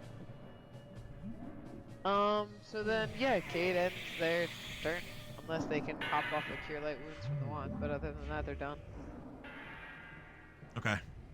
So... In that case, your turn is done, and... It is now this Hungerer up here. The Hungerer is going to become enraged by the fact that one of its own was cut down. It too is going to ignore the Peace Aura as it flies, actually charges towards Viorian. So, Lilly, go ahead and roll another Peace Aura damage roll.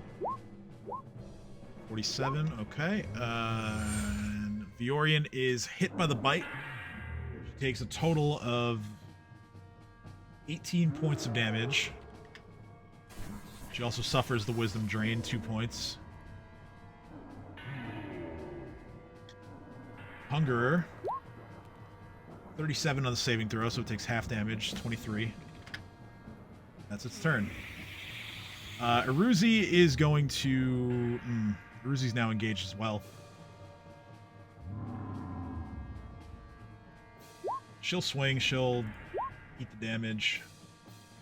She actually fails a saving throw, but she's still fine. 47 points, that's not enough to really trouble her all that much. She deals a good chunk of damage with her 2 swings. Actually miscalculated that. Alright. Viorian. Same thing, now that she's engaged, she's just gonna deal with the pain of attacking within this Peace Aura. She swings 4 times with her scimitar, and she hits with 3 of them. And she does a nice job of cutting the Hungerer down, although not killing it yet. On the Most High's turn. She's going to attempt to cast defensively. Just barely gets enough on it.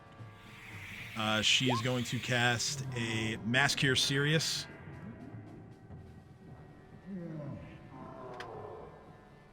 Try and keep herself in the fight.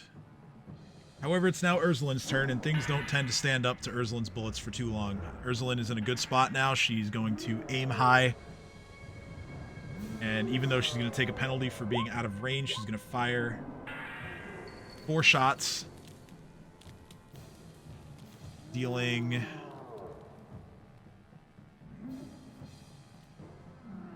Actually, what she's going to do is she's going to take a 5-foot step.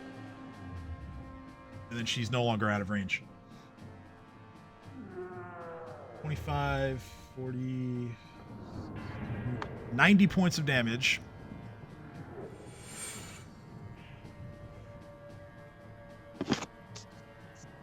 And the Most High has been felled. Fuck yeah. Upon seeing this, the 2 lesser lamias are going to yell something at the Hungerers. They are speaking Abyssal, so I think, Cade, you know Abyssal, right? Oh, hold on, I can... I know at least one of you knows Abyssal. I'm pretty sure Cade knows it, Ursulin knows it. That Dream, you have tongues. I mean, you could. I know draconic, but not abyssal. I have comprehend languages, so I can. All right. Your turn is close enough that you could probably pick it up anyway. We'll just roll with it. So.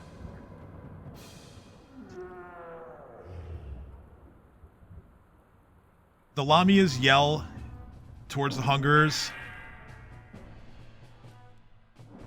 that it's no longer worth it. They don't believe they can win without the Most High. And we'll get to what they do, but for now it's Cat's turn. So, like I said, I don't speak Abyssal, but I do speak Draconic. Dude, I understand any of that. Not a single word. Alright, cool. Let's see, I'm still in the Peace Aura, so I'm going to finally step out of the Peace Aura. Excellent. Kind of this way out of the Peace Aura, there we go. And you, I am again gonna try to enemy hammer you. Okay. Where'd my spells go?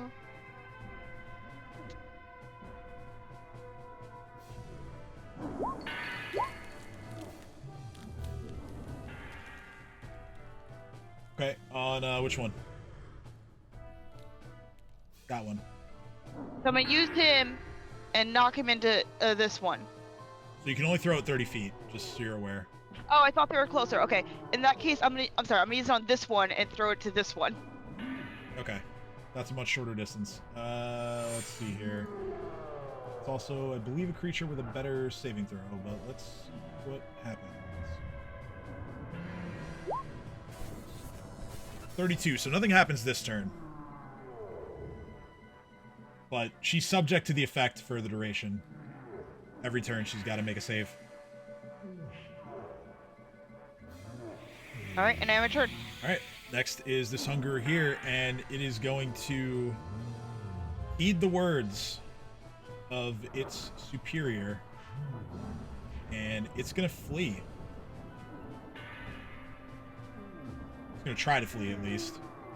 Depends on whether any of you want to stop it from fleeing. I do. You do. Chopper don't know Dino and Chopper don't know what's going on, so Chopper's gonna go for a bite. Alright, so, yeah, Chomper can, based on its pathing, Chomper is able to get an attack of opportunity, as is Electro Boy. Oh, yeah. 45 hits. Oh, mercy! Grab fails. Damn it. 35 hits. It's still gonna make its move. It can go 60 feet, so it's gonna get to about here.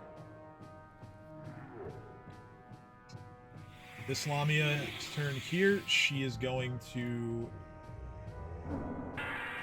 just hightail it.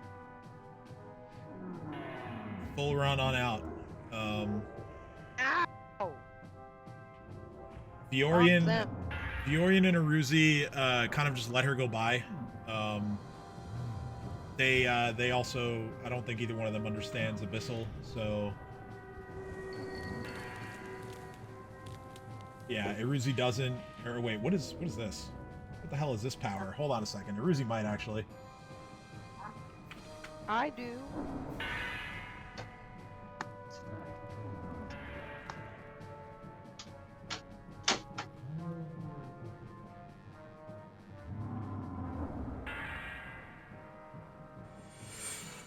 Okay, so Aruzi has an innate power called True Speech, so she understood what was said. And she's going to just yell out, "They're fleeing!" After them! She allows it to happen, but if you guys were to give chase, I'm sure she'd probably follow you. At any rate, it's now Dream's turn.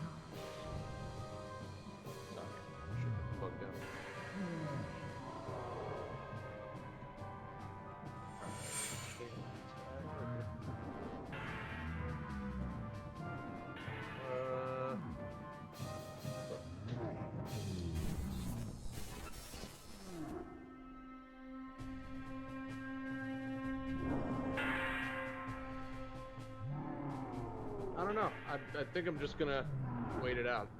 Okay, so you'll hold. Got it. Lily, Sorry, what? Oh, it's your hi, it's your my turn. Okay. I'm gonna move closer to here. Okay. So you're like hugging the wall, or are you attempting to climb the wall? No, I wanted to get close to Cade and heal her. I don't know where she's at. So Kate is above you. So you can try to climb the wall and get high enough to touch Cade with a climb check. I have climb speed 20. You do have a climb speed, actually. That's right. So yeah, you can then scale the wall and touch Cade and heal her. Them. Hey. So Cade is healed back to full.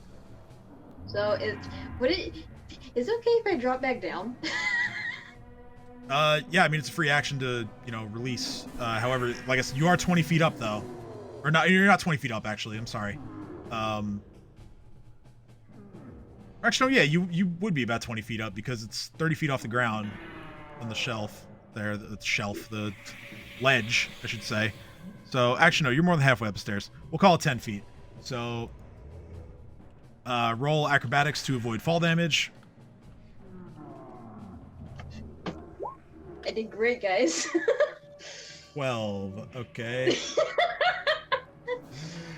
There actually is a roll for this. So jumping and falling.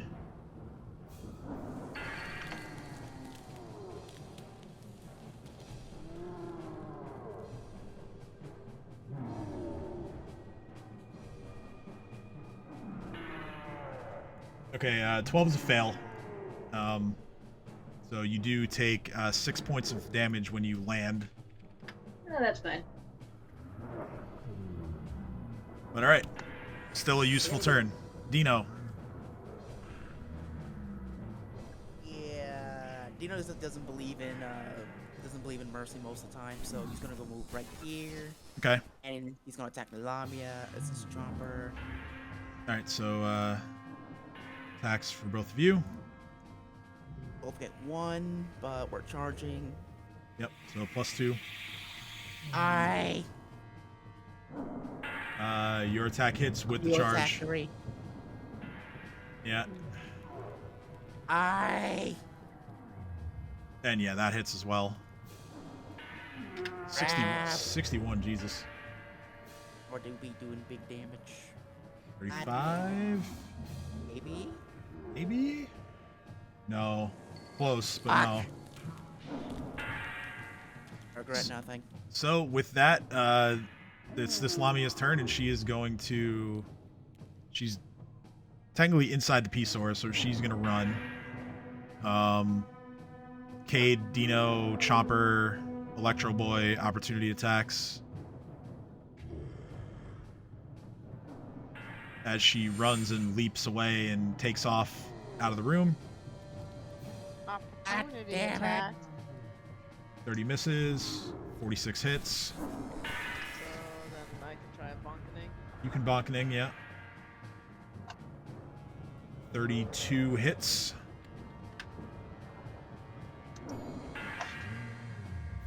And then,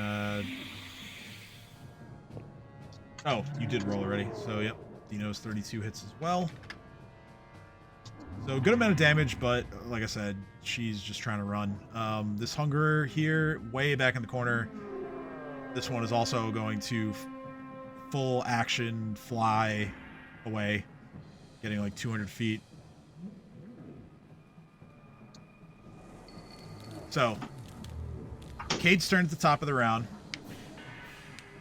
Most of you are outside the P-Saur,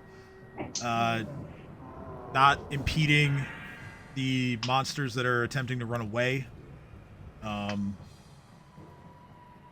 We can continue running turns as normal, but it's currently on Cade. What do you want to do? Well, none of us wanted anyone to get away, because obviously that's going to alert everyone else, but I don't think we have enough economy to actually catch up and stop everyone. And there's also the realization that you've killed just about everything else in here. Whatever support these things could rally, it's not going to be much. Kate just kind of looks at everyone and just plops down. And then starts poking at High. Most High's Corpse. body. Okay. Yeah, Most High's body. Well, if you'd like to begin the process of looting, then you can. Let's go with a perception roll.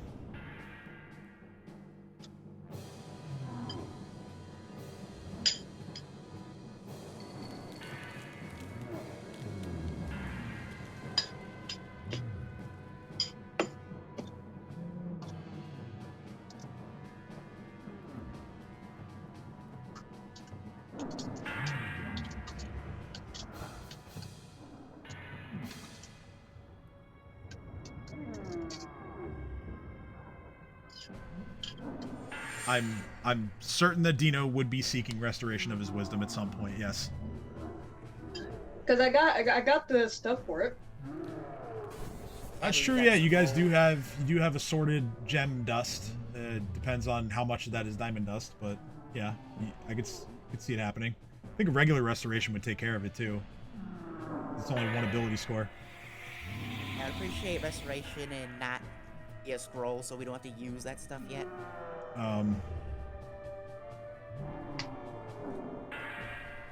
Just in case the roll 20 thing is not going through. Okay, so Cade just plops down and pokes the body a bit. Yeah, Kate's so Without God damn it. Without properly investigating what is found. Alright, so this hungerer is gonna continue fleeing. And given that Fiorian and Aruzi are still within the Peace Aura, they are not going to bother taking swings at them and getting hurt for it. So they're also Fair. going to hold. Ursuline will hold. Kat, what do you want to do?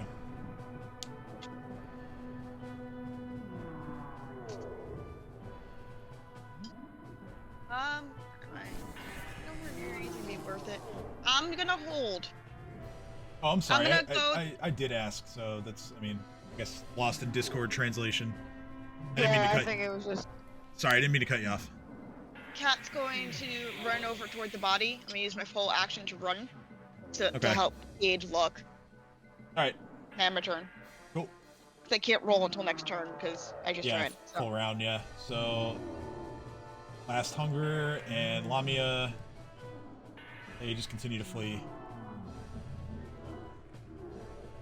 So I think it's fair to say that they are away now.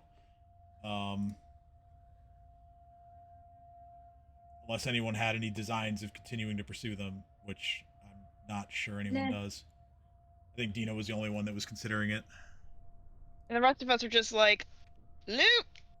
Alright, so, I'll take us out of combat then. And we'll go about looting. So, given that all of you are now looking at it, looking at her, I'll forego the perception. We'll go straight to someone casting detect magic as a formality, and then spellcraft to identify the items.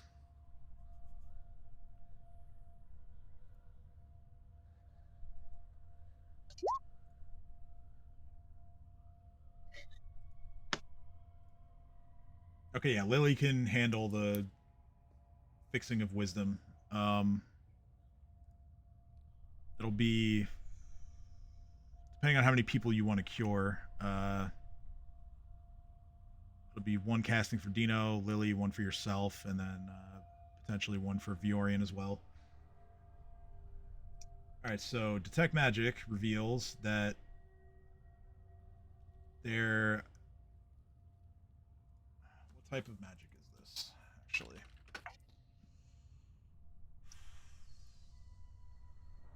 Okay. She has a dagger that emanates evocation magic. She has a headband which carries transmutation magic. She has a necklace. And that emanates transmutation magic as well. A ring with abjuration magic in it. Oh no, sorry, evocation, not abjuration. She has a Sahedron ring, which you know well. She has what appears to be very expensive and finely made costume jewelry in the form of 4 matching ankle bands made of gold. And around her neck is a gold and sapphire choker.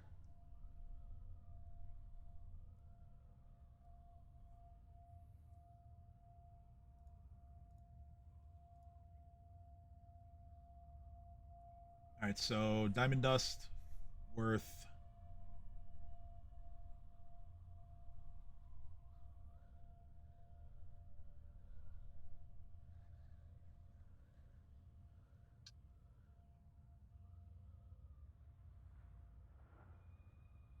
Okay, so we're not getting rid of negative levels here, so it's only 100 gold worth of diamond dust for each. So easily enough, you can cast it 3 times with the amount of dust that you have, relieving everyone of their wisdom drain. Yay. I have infinite power again. Fucking bitch. Kids, this is why you should pump your spellcasting stat. I like my strength. I know. I'm just saying, like, So you avoid situations like this.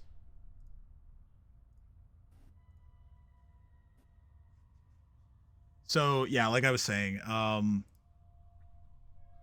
evocation, dagger, transmutation, headband, and necklace. What's that handband do though? Evocation ring, a Sahedron ring, and then the costume jewelry. Spellcraft check for the lot. Sorry, you said costume jewelry, so none of it's real gold? Well, okay. I misspoke. Then it is real gold, but I'm saying like it's not magically enchanted. Got it. Okay, no, I just wanted to make sure. Yeah, no, it's expensive jewelry. There's just no like superpowers that come with it. So no radioactive spiders then, got it. No, none of that. None of that.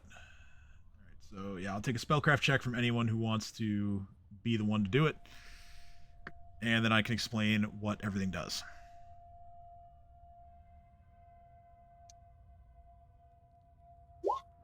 I know nothing. I'm useless. Okay.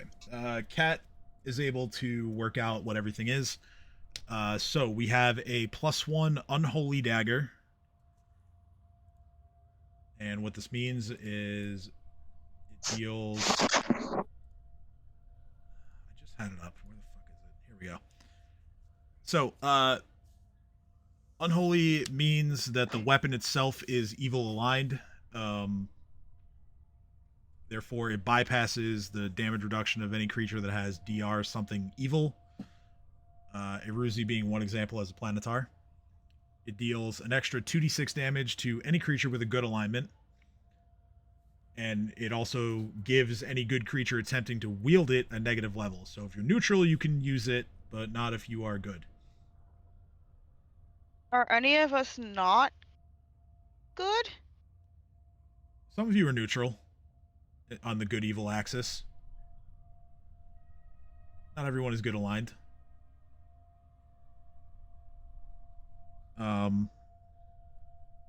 But yeah, so that's that item. Next we have a headband of Alluring Charisma +4. You all know what that does. After that is the necklace. This is a necklace of adaptation. The necklace appears as a heavy-looking chain with a platinum medallion. The magic of the necklace wraps the wearer in a shell of fresh air, making him or her immune to all harmful vapors and gases such as cloud kill, stinking cloud, etc., as well as inhaled poisons. and allows you to breathe underwater or in a vacuum.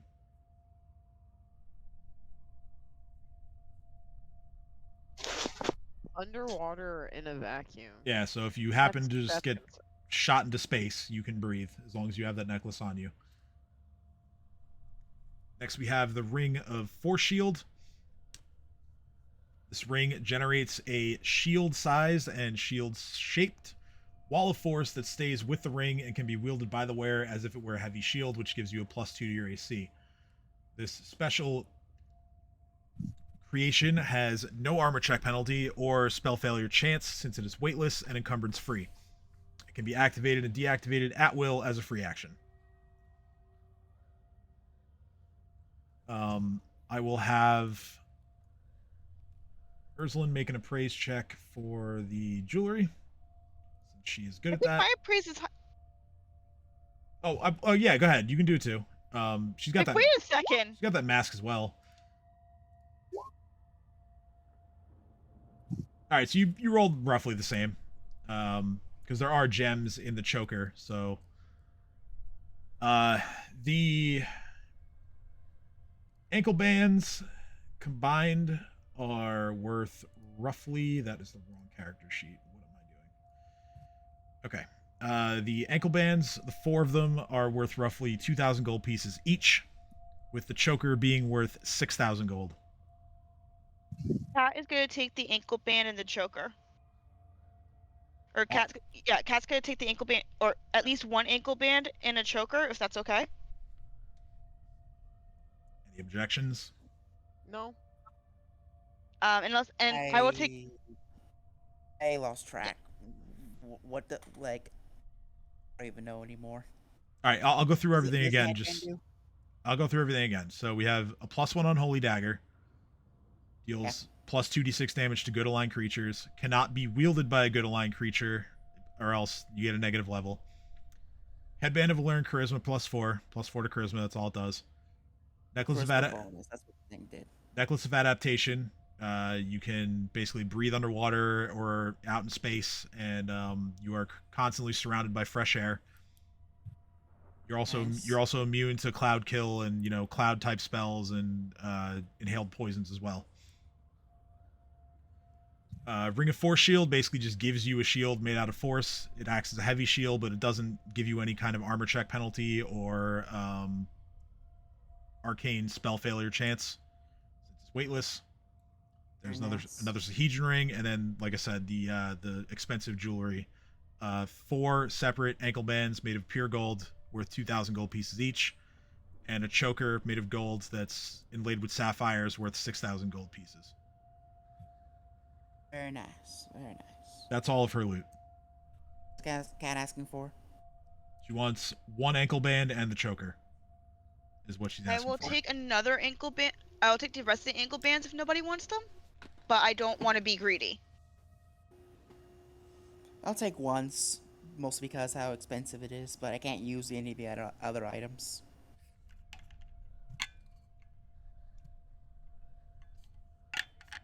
I've had so much loot, I'm completely happy with you guys taking whatever you need. Once you settle the loot, So Cat's like, okay, so then if nobody else want any, I'm gonna take the ankle bracelets as gifts for Sava, so we can be matching. that's Okay. adorable.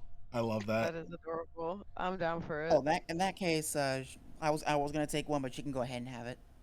Thank you. I don't want to be greedy. I just.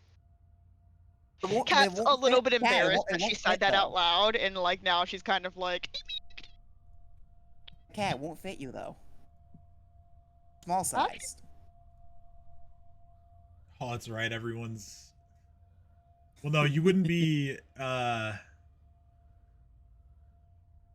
rested in between the 2 combats, so you wouldn't be small anymore. Yeah. Also, Cat's like, it's okay. Sava will just like. Sava can adjust them. It's fine. Yeah, you'll find a way. Yeah, it's fine.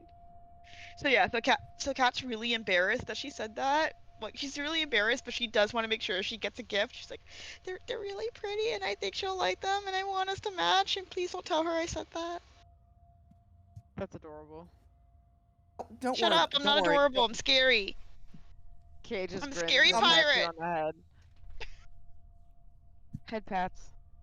There is one additional hit on detect magic in the room, and it is the massive golden globe that I described earlier. Oh dear. This globe emanates strong conjuration and necromancy magic. The previous spellcraft checks were not good enough to identify it. So if anyone else would like to try to identify it, Dream, I gotta get a Verzalin do it. I'm gonna cast guidance on Dream. Okay. I am useless. So guidance on Dream for this one. Lilly, but disagree with you there, Cade. Verzalin fails to identify it. On Dream. We're made for this. I'm coming. I don't know what happened. So Updated my NVIDIA drivers and everything fucking closed. oh shit. Yeah, I thought I had everything open. I'll hit the roll for you. Just Yeah, if you could roll, it's still Sure. loading. I don't know what's going on. Oh, Dream clutch once Oh. again. Fuck yeah.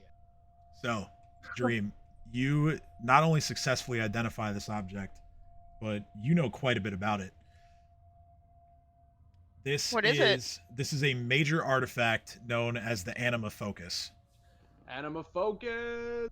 This was or is an immense artifact created by Karzoug during the final years of Thassalon. So we're going back like 10,000 years now. Based upon the research and notes compiled by the Lords of Greed in Runeforge.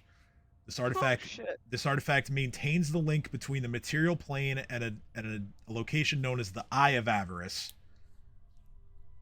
And it siphons fragments of greedy souls that have been prepared by a special ritual through the soul lens, which is found within the Eye of Avarice itself, into the rune well of greed. So to explain this a bit further, when Karzoug referenced that the fact that all of the killing that you've done to get here, killing his minions, has only expedited the process of his return. This is what he was talking about.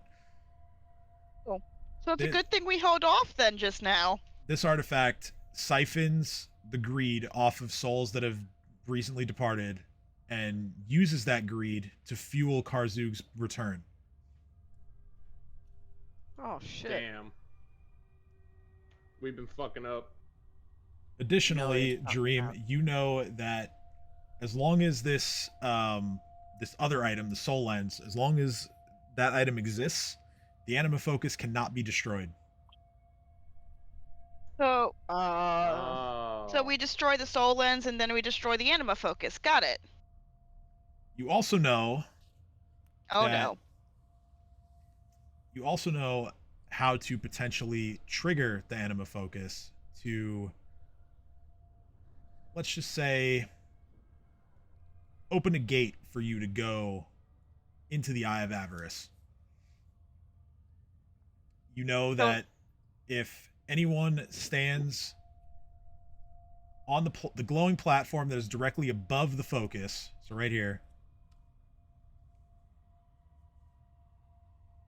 you'll be able to sense the presence of the eye as well as begin to figure out how to access it, let's say.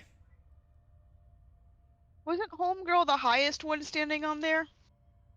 She wasn't standing directly on top of the platform. No, she was like the platform, like I said, is it's like, think of this as like a plank that goes off of like a ship. Mm-hmm. With the edge here being directly above the anima focus. Okay. That's the trigger point.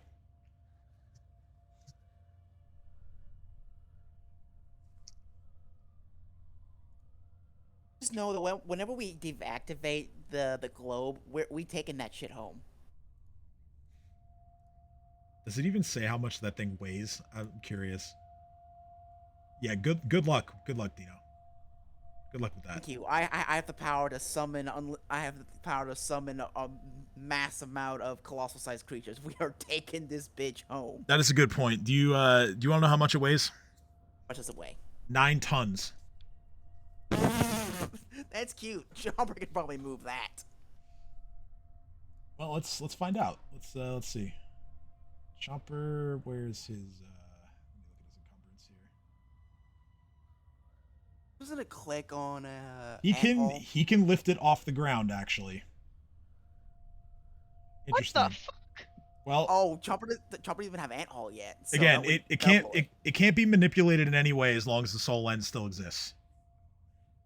So it can't be moved? Can't be be destroyed. Can't be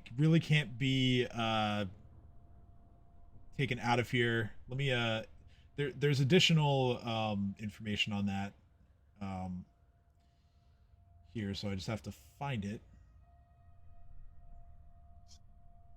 Yeah, if Chomper could lift it off the ground without ant hall, me and Chomper, huge size with ant hall, we could probably straight up carry it home.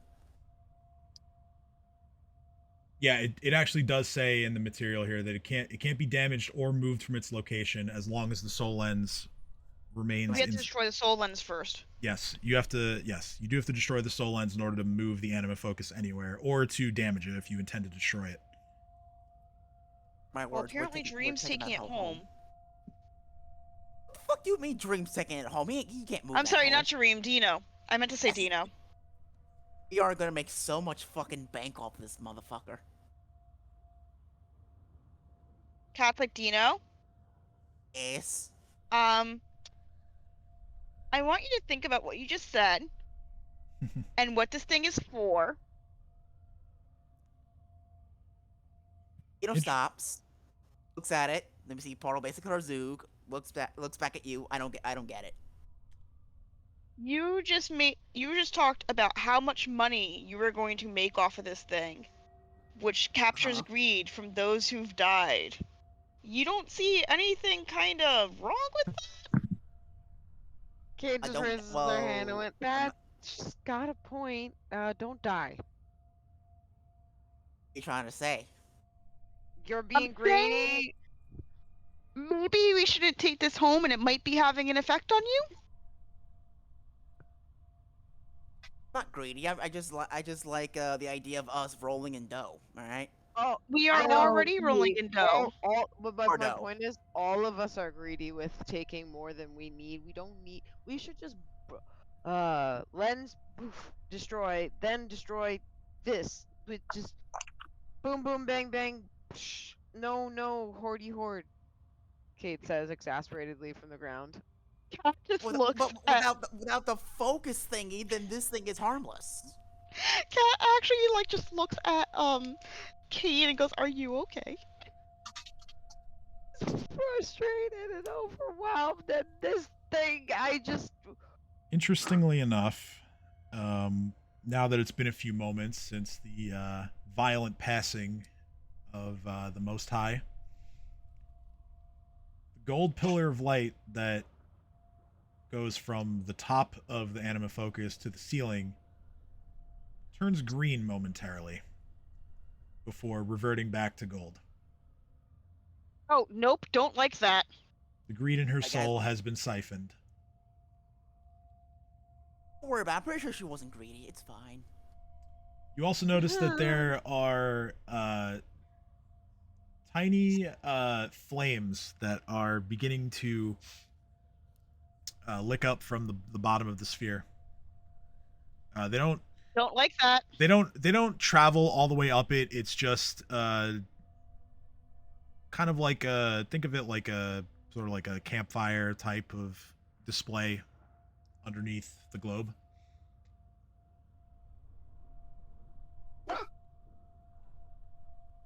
So now that Dream knows all that information, which I'm assuming he shares with the rest of us. I would assume so. Yes. What would you like to do?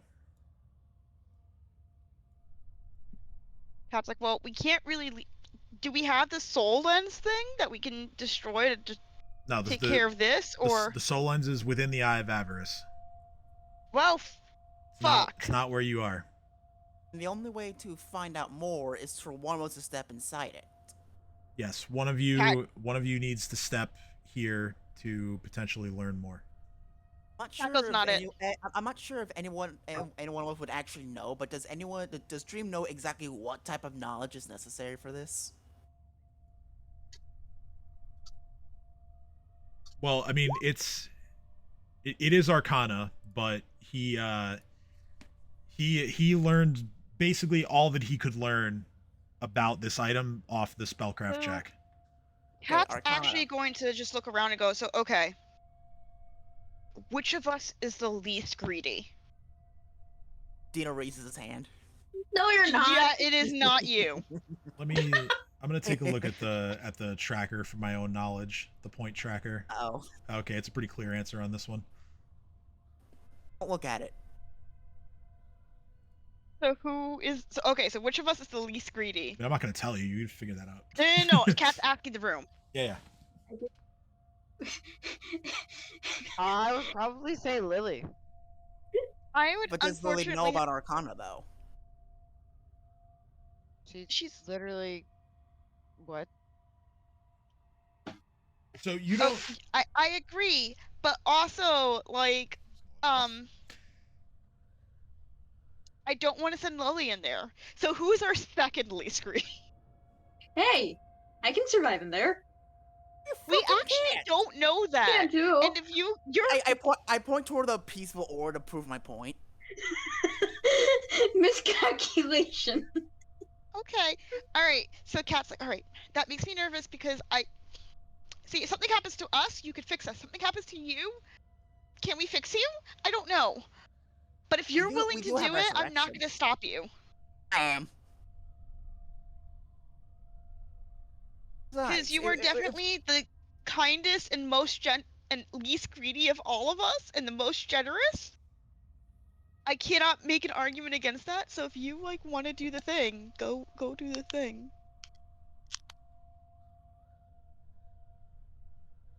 I won't. Sorry, I just realized I was shouting. I won't stop you if you won't. If you think you're the best person to go in. Because we need somebody to go and get more information.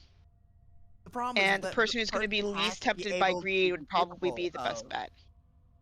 So not you, Dino. You guys keep talking over each other. Stop it. Ever. So Cat's finished. Is that someone needs to go in there and actually find information. So the one of us who has the most potential to find out what the information is should go in there. Right. That's why Cat's saying. That's why I'm saying I'm not going to stop her if we think it's the best choice. She's okay with it. Is it the best choice though? She's less greedy than most of us, but the question is, which is why she's the best choice. But the rest of us would be too tempted. Or doesn't matter how not greedy her soul is. If she doesn't have the capability to find the information because of lack of Arcana knowledge, it's not going to work at all.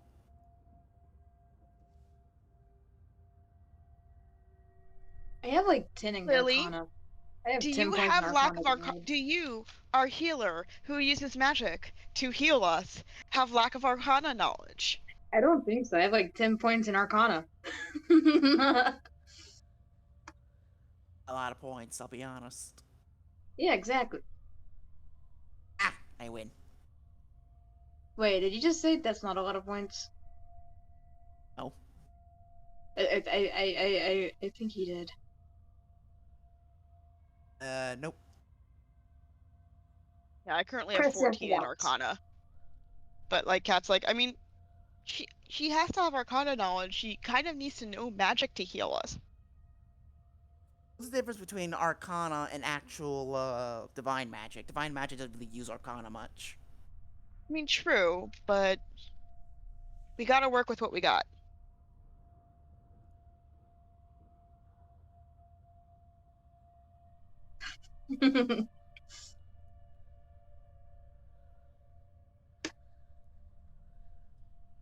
So, what's the call? I don't fucking know. I had Because assumed Lily was everyone- going in. I thought that was the call. I thought so, but there's always some interjection about she can't have Arcana. Let's just look at her skills. Lily, what are your Arcana? You also don't know that you need it. I only mentioned it because it's an alternative way to learn something about the item itself. Oh fuck. And then I proceeded to tell you that Dream learned everything that could be learned with the spellcraft.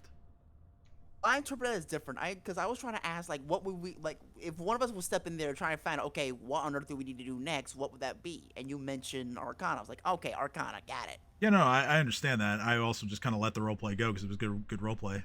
But I mean, yeah, I think we should just let Lily go into the unknown. You realize if Lily dies, we're fucked, right? Yes. All right, so I just have into the unknown stuck in my head, and I want everybody else to have it stuck in their head too, so I'm not alone. that sounds like a decision to me. So Yeah, fuck it. Good luck, Lily. I give you guidance. Lily, you stand Shit. directly on top of the globe. Lily, we love you. Good luck. Don't die.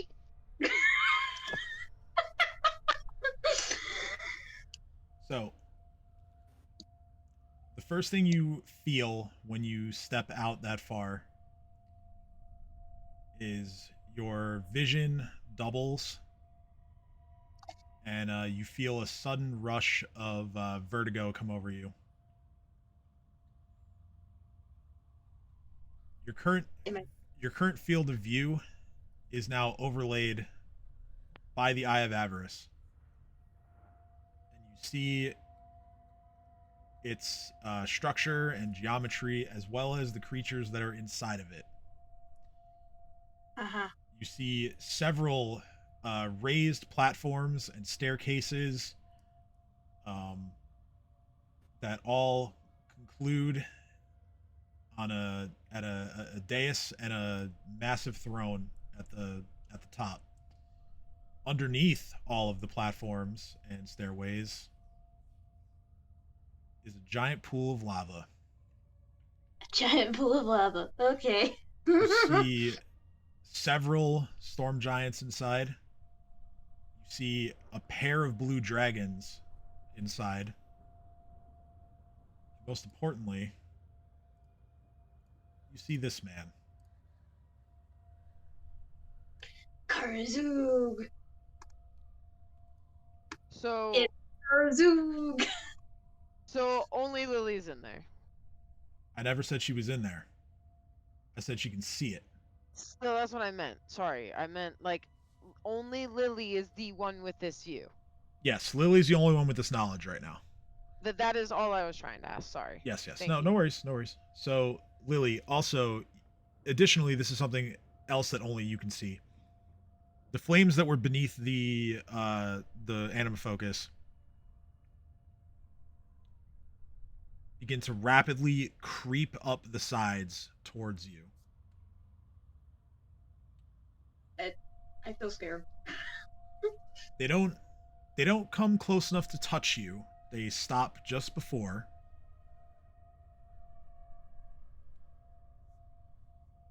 What do you do? I just stare and give a quick wave. Say hello. That's an interesting choice. Okay, so I mean, to be fair, I've been doing that the whole time we've been here, so I kind of set a precedent. to that you hear Karzoug's voice calling out to you as he says,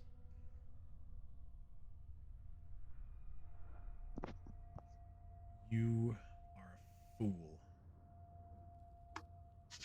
Now I have you." And he is going to cast through this gate towards you.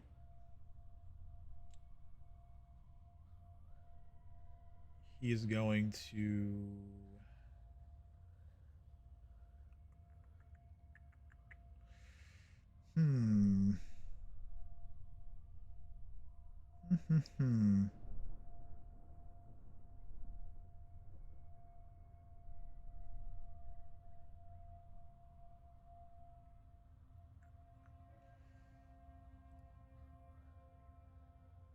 make a will saving throw.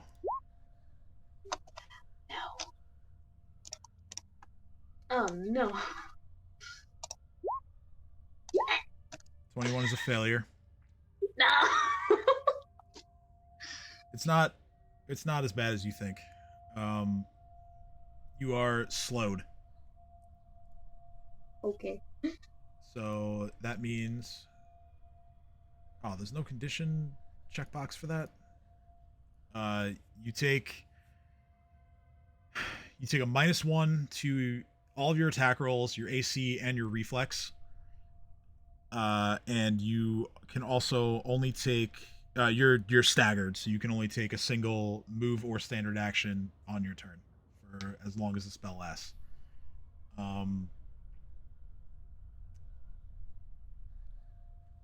Now this can be dispelled, of course. There are actually multiple methods to dispel it. But failing that, this lasts for my math is right. This is going to last for 2 minutes. Okay. So you know now that Karzoug can sling spells at you while you are standing here. What do you do now? Is it too late to back away? You can back away. That's an option. I'm gonna back away. Okay, so you back away, and well, don't go that way. That now you're just like on the globe. You didn't want to be like here. I don't know which way is which There. way. There. Oh. So you back away from the edge of this platform. You remain disoriented for another minute or so. But you retain the knowledge of everything you've seen.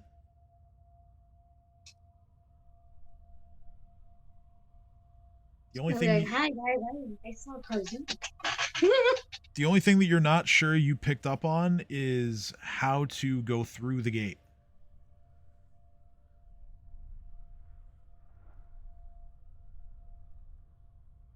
But you do believe that it's possible for people who are standing where you stood. I'm gonna relay all this information to my friends once I'm not dizzy. So you guys kind of wait for Lilly to kind of shake out the cobwebs as she then goes into detail about what she saw within the Eye of Avarice. So the lava pools, the platforms, all the monsters, including Karzoug, as well as the fact that Karzoug had targeted her with a spell just for daring to look into his domain of sorts. And you guys are now left to try to figure out how to get into the Eye of Avarice. And we'll call it here because it's after 11 o'clock. I don't want to push anybody further. But good news, we got as far as I wanted to get. So as promised, you guys have leveled up. Yeah, baby. So let's at least get some hit point rolls, and then we can end. So that's going to be D6 for Cat, D8 for everyone else. A D8. Get the hit point. Let's go. Yes, D8.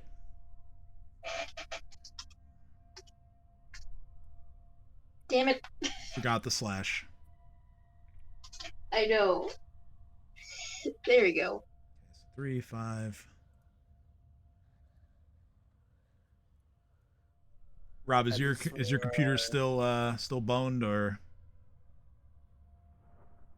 Top one's me. Bottom one's Chomper. I should be able to. All right, so re-roll the 1 because we do that here. Yay! All right, not bad. We take those. Let's go. Yep, Wait. yep. Wait. What?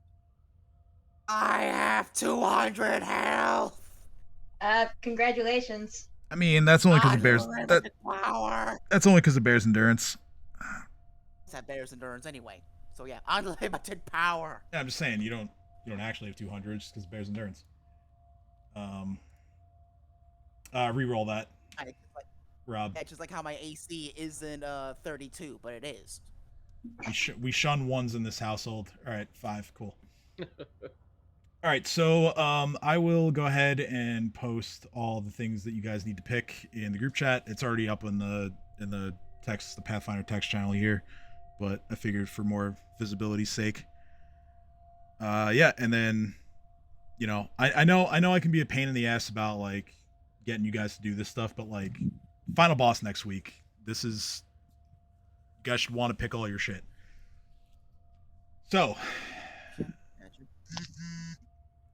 we have reached the beginning of the end, I suppose. Next week, our brave heroes will figure out a way inside the Eye of Avarice and do battle with the Runelord himself. And they will either claim a world-saving victory, or let's hope not, but maybe Karzoug will win. But you'll have to tune in next Sunday to find out. So enjoy the rest of your Labor Day weekend and what's left of the summer. We'll see you back here next Sunday night. Have a good one.